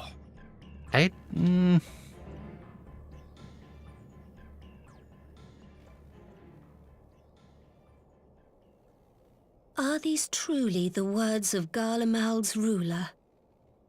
Ooh, nail on the head. The flaws and foibles which you so abhor are what make us who we are. Every nation, even yours, Emperor Varys, is made whole through the combination of these imperfections, the strengths of one compensating for the weaknesses of another. While it is true that man succumbs all too often to anger and avarice, he may yet overcome his baser instincts through the forming of bonds with others, fostering community and cooperation.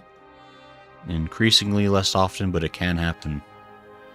That the protector of an empire should not only reject these fundamental truths, but seek to change them at so dear a cost to life is indefensible. Such a man is not fit to govern.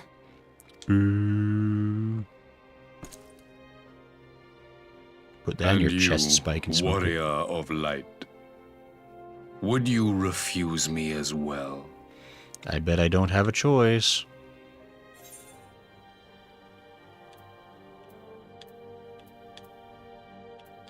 We can defeat the Ascians as we are.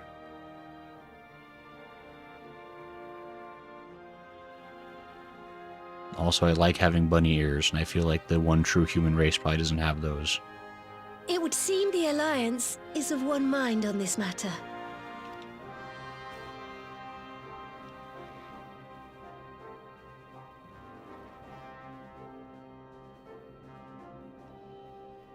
You Eorzeans never cease to disappoint me.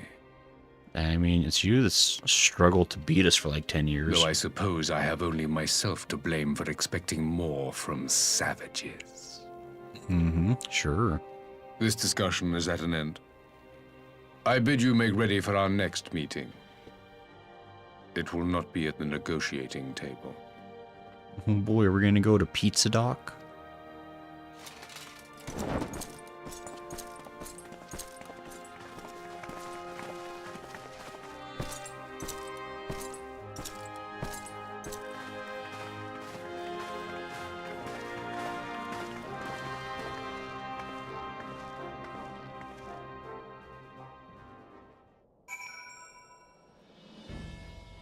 Report to Alizé.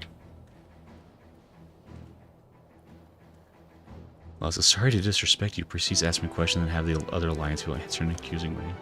Lassa 7th, I think. Naam and Moshe stood on the table. Nobody's even close to being as tall as Varys, it seems. Half dozen means 6. That's 13 worlds. 7 plus 6 equals 13. 13 other worlds mean that need to be rejoined. Deaths are no, death to their world, yes. Their history, their lives, their uniqueness. You're next to Heian and Alizé, your two favorite people. I know, it's great. I was so happy there. Tune says 7th. 7th, we are currently in the 7th astral era. Yes, kinda. To explain in detail later. Join the party? I can. I don't know that we're actually going to be starting a dungeon, but like if the dungeon's the next thing, we probably aren't gonna start it tonight. I mean, it's already getting close to that time. Because yes, kind of explained date later. Expanded, but the end of ARR, the Eorzean Alliance declare the 7th Astral Era. Oh, I just realized. Yeah, we'll probably just end up. I mean, I'll probably talk to everybody here. We'll finish this quest. I imagine it's going to start up the opening for the dungeon. This grand plan is to bring about more calamities. This is insanity. This madman must be stopped at all costs. I'm glad we arrived in time to aid in the battle. Though our vanguard may be small, these few are a chosen elite, the finest warriors of the Far East. We suspected Ascians meddled in the shadows of the Empire, but the truth is far beyond my wildest imagining. At least now we know the face of our enemy, and need not hesitate to strike at its heart. Robin? The Empire exists to wage war, and war it shall have, but its vast armies pour in like the tides themselves. This could very well be the greatest military threat Eorzea has ever faced. Kindness on it? I refuse the Emperor's words with all of my being.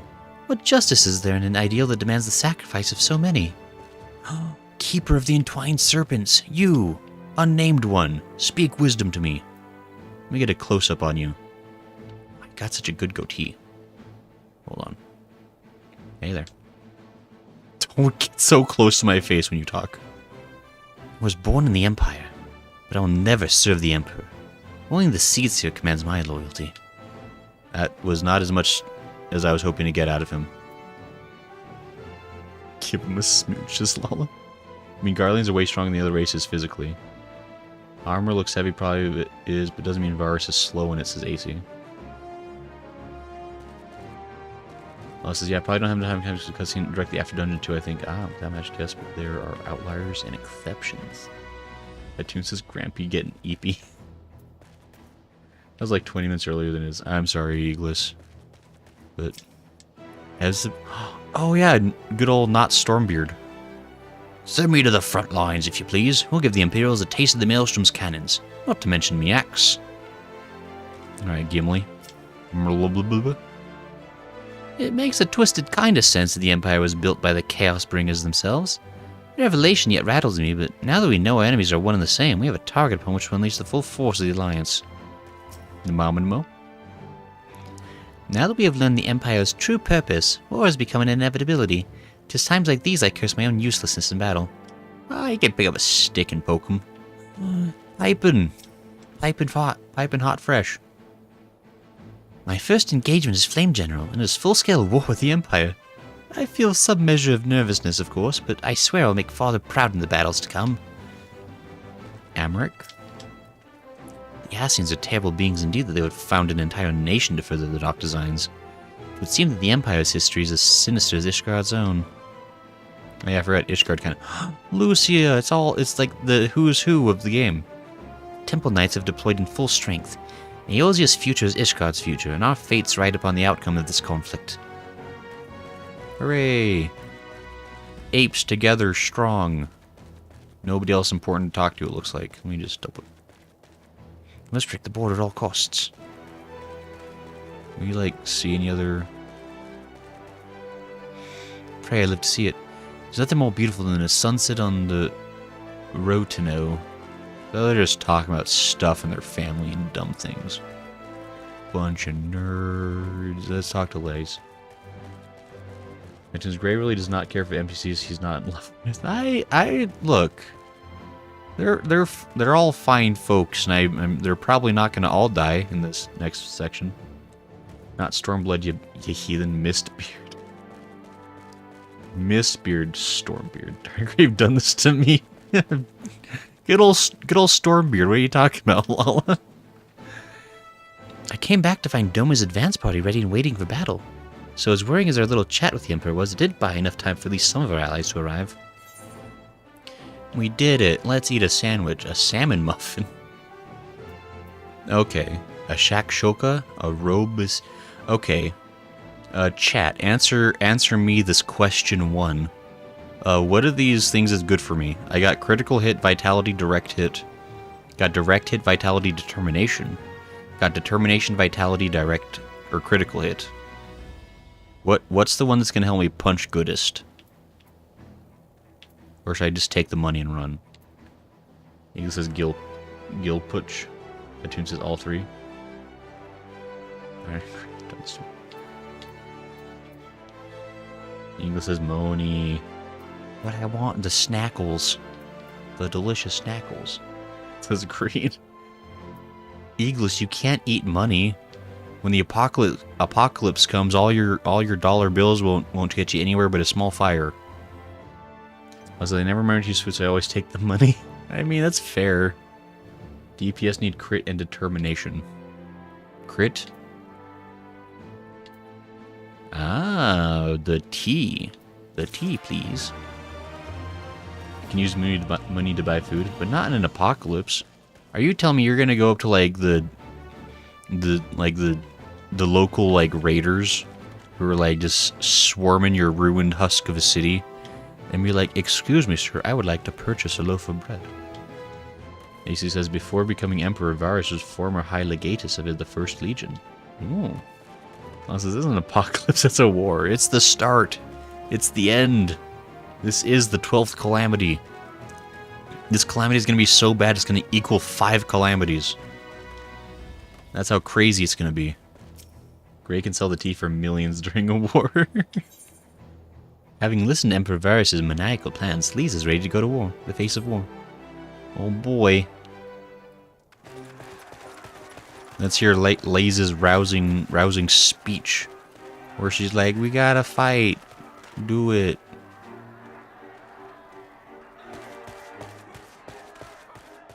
Quick, everyone, we're busy. I'm not sure what I was expecting from our meeting with the Emperor, but it wasn't that. Still, at least we know now what he's really after. Aye, a future built on a mountain of bodies. I too want the Ascians dead, but not at any cost. Sure, sure. The last of the reinforcements from Dorma arrived not long ago. I pray it will be enough. Given the Emperor's stated goal, this is a battle we can ill afford to lose. It's true. It would suck if the game ended before the next expansion. If the Garleans come in force, we may not have much say in the matter, even with our combined strength. We knew from the first that the odds would be against us. But if there is even the slightest chance of victory, we must do everything in our power to seize it. We must seize it, full stop. Sure, sure. Here. He's like, we are also roused.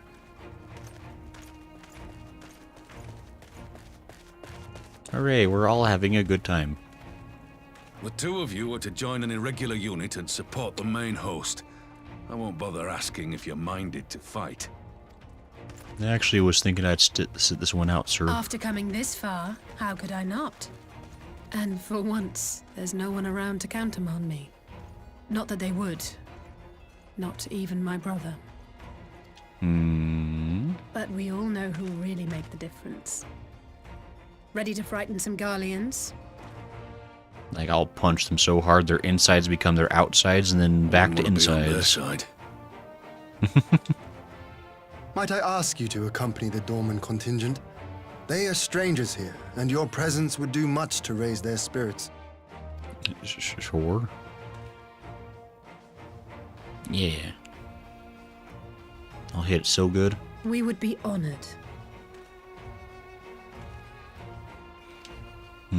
When our people stride out with you in their midst, I dare say the Eorzeans will feel an ilm taller themselves. High spirits have a way of spreading.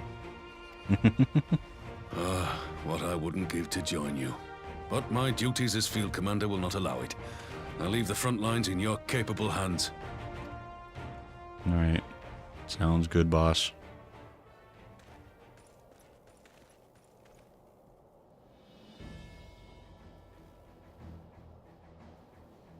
Comrades, ready your arms. The hour of battle has come. Well, all 40 of us. May the crystal guide us to victory! Huzzah! This'll definitely go well.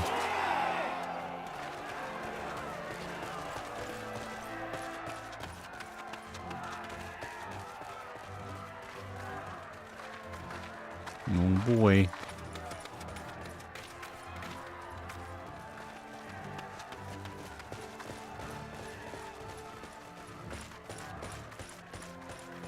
Since the others couldn't be here, we'll have to fight twice as hard. If Alphinaud wakes to find the Imperials have won, I shall never hear the end of it. It's true, because you'll both be dead. It's strange. I thought I would be terrified when the fighting started. I should be terrified. But with you at our side, I can't help feeling everything is going to be all right. No, yeah, this is... Don't worry, Alize. This is going to be such a good, solid fight without any problems. Or shizzle. So please, Mm-hmm. don't you dare leave me alone. And that's when the voice calls me to the other side, right at this critical juncture. No matter what happens, we have to survive together. Sure. I know necromancy. I know someone who does. Oh, yo.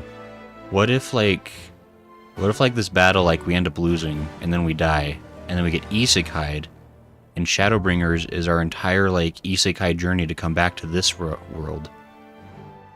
Oh, that'd be pretty good. Which is how I know for a fact that's not going to be what it is, because this game... Whenever this game has, like, diverging paths, they always take, like, the more boring way, but it's fine. Alize? Stay focused now. Let's show the Empire what we're made of. Yugiri? Ian, apparently. The Eastern Alliance stands ready to fight. Let us seize victory this day and secure the morrow for all our peoples. There is a chill in the air, and I speak not of the weather. Nay, this is the palpable tension that precedes a bloody battle. I just need to try to talk to everyone real quick. Yeah, I think we're gonna basically kind of like buckle down and get ready to end the stream. Also, if you're at us early, do you think Zai will be live Tuesday to do your 14 podcast you planned for this last week? That is a great question, and I shall reach out to him about it. I know he wasn't like quite up to it today, but he is feeling better. So I mean, we'll see. Like, we might have to just kind of be. It might just be like a wait and see kind of scenario. Like, hopefully he's doing good for Tuesday, but I do know. I guess that was the plan. Was that the very next podcast we were going to talk Final Fantasy, at least up insofar as I've gotten. Yeah, I hope you don't get soul plucked at an inconvenient time, says Lala. That sure would be a bummer. When I was still living classes, the food buff helped a lot. Also done some endgame stuff where food and tinctures were a requirement. I guess you just have to find out yourself. Just how bad do you want Shadowbringers to be an isekai? Hatun, if it's not an isekai, I will probably quit playing the game forever.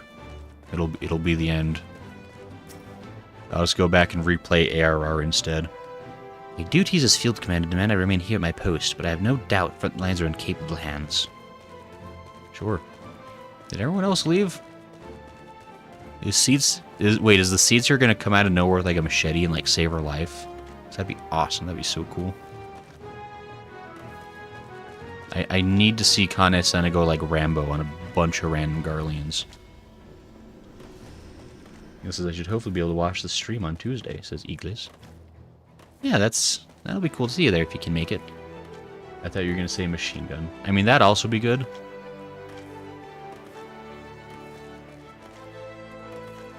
It is. You'll need to change your in-game name to the Eyes Guy. Oh yeah, Issei Guy. That's right. Oh man, I was actually looking. I was looking into it a little bit, Lala, and I found out that Issei Guy, super available. Like, so I was like, oh man, I could make a YouTube channel. I could get a Twitter. I was like, oh man, this is an option. You're really invested in the isekai person, eh? It's color. Oh, this is lol. Anyway, so yeah, I think...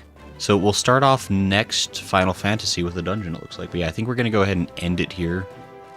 Because it's getting late, and I have adult duties in the form of a job tomorrow morning, so I cannot stay up much later. Batun says Gray loves Isekai. Look, Isekai would be pretty sweet. Like, I don't know why people hate on it. Like, he was like, oh, boo-hoo, you like a show where, like, everything works out and everyone's happy and things work out for the best. What a nerd. You should change your server name on Discord to Isekai. Clarence is lucky I'm on the hunt after being laid off. Oof. That is... No, you lost a good luck. That's not fun. I hope the job hunt's going well. Like, that is never a fun time. I mean, especially like if it's like a sudden thing. Like hopefully, I don't know. Hopefully you're making progress with that. You're at least getting interviews or whatever. Like, I'm not sure like what your field is, but I know it can be really rough getting a new job in certain markets right now. It's not, but I've still got a little time left before I run out of finances. That's something at least. Good to have some savings on the back end. But, well, good luck. My field is health IT, and it's been rough. Fair. That's actually kind of like what my grandpa was in. He was doing a lot of like medical. He was like a medical like software person, like medical hardware, I guess, was what he did. But Claire says at this point it's any job. Yeah. No, I get that. You just kind of gotta settle for good enough at some point, which, you know. English says, I hope things turn around. Claire. Hatun says 99 of 100 new animes are isekai, says Hatun. Yeah, and the world is better for it, Hatun. Are you, Hatun, are you gonna tell me with a straight face that such fine isekai, such as I was reborn as a vending machine, or let's see, what has been like another exceptional isekai recently? There's been some real good ones. Oh man, but actually I'm not really watching a lot of isekai this season. Now I think about it, like I'm watching a lot of shows, but not a lot of isekai this season. Weirdly, anyway, we gotta go. Clarissa, thanks everyone. Thanks for the stream. Also, good night, Greg. Go to bed, Grandpa. 99 out of 100 of your takes are lame, says Hatun. Hatun, that's so rude. Just you wait. I'm gonna start another anime podcast, and it's gonna be without Zyga, so it can just be me talking about isekai the whole time. And then you're just gonna get 1 million downloads, and everyone's gonna be so jealous of how awesomely successful I am, because everyone likes me. And that's what'll happen. Anyway. So next time we're going to war, but hero viewers, no, don't curse me, Hatun. That's so mean. I hope you all have a great rest of your night, day, have grace Eagles. Maybe you're already asleep and dream. Shush, all of you. All right, thanks everyone for hanging out. This has been fun. I hope y'all have a good rest of your night. Hope you have a good week ahead of you. And yeah, I guess the next stream for me will be on Tuesday. Hopefully, it's a Final Fantasy XIV podcast episode. We talk about the game and the story so far with Zyga. If he's feeling up to it. If he's not feeling up to it, we'll do, something else. We'll stream Tuesday. And then, yeah, kind of go from there. Thanks everyone for hanging out. Bye Lala, bye Hatun. Bye Hatun again on Twitch. Bye Eaglis. Yeah, Eaglis, you have Twitch emotes, it's true. Smo, bye. And bye Kalar. And later to everyone else who was here hanging out. Hope y'all have a good night. We'll see you later. Bye.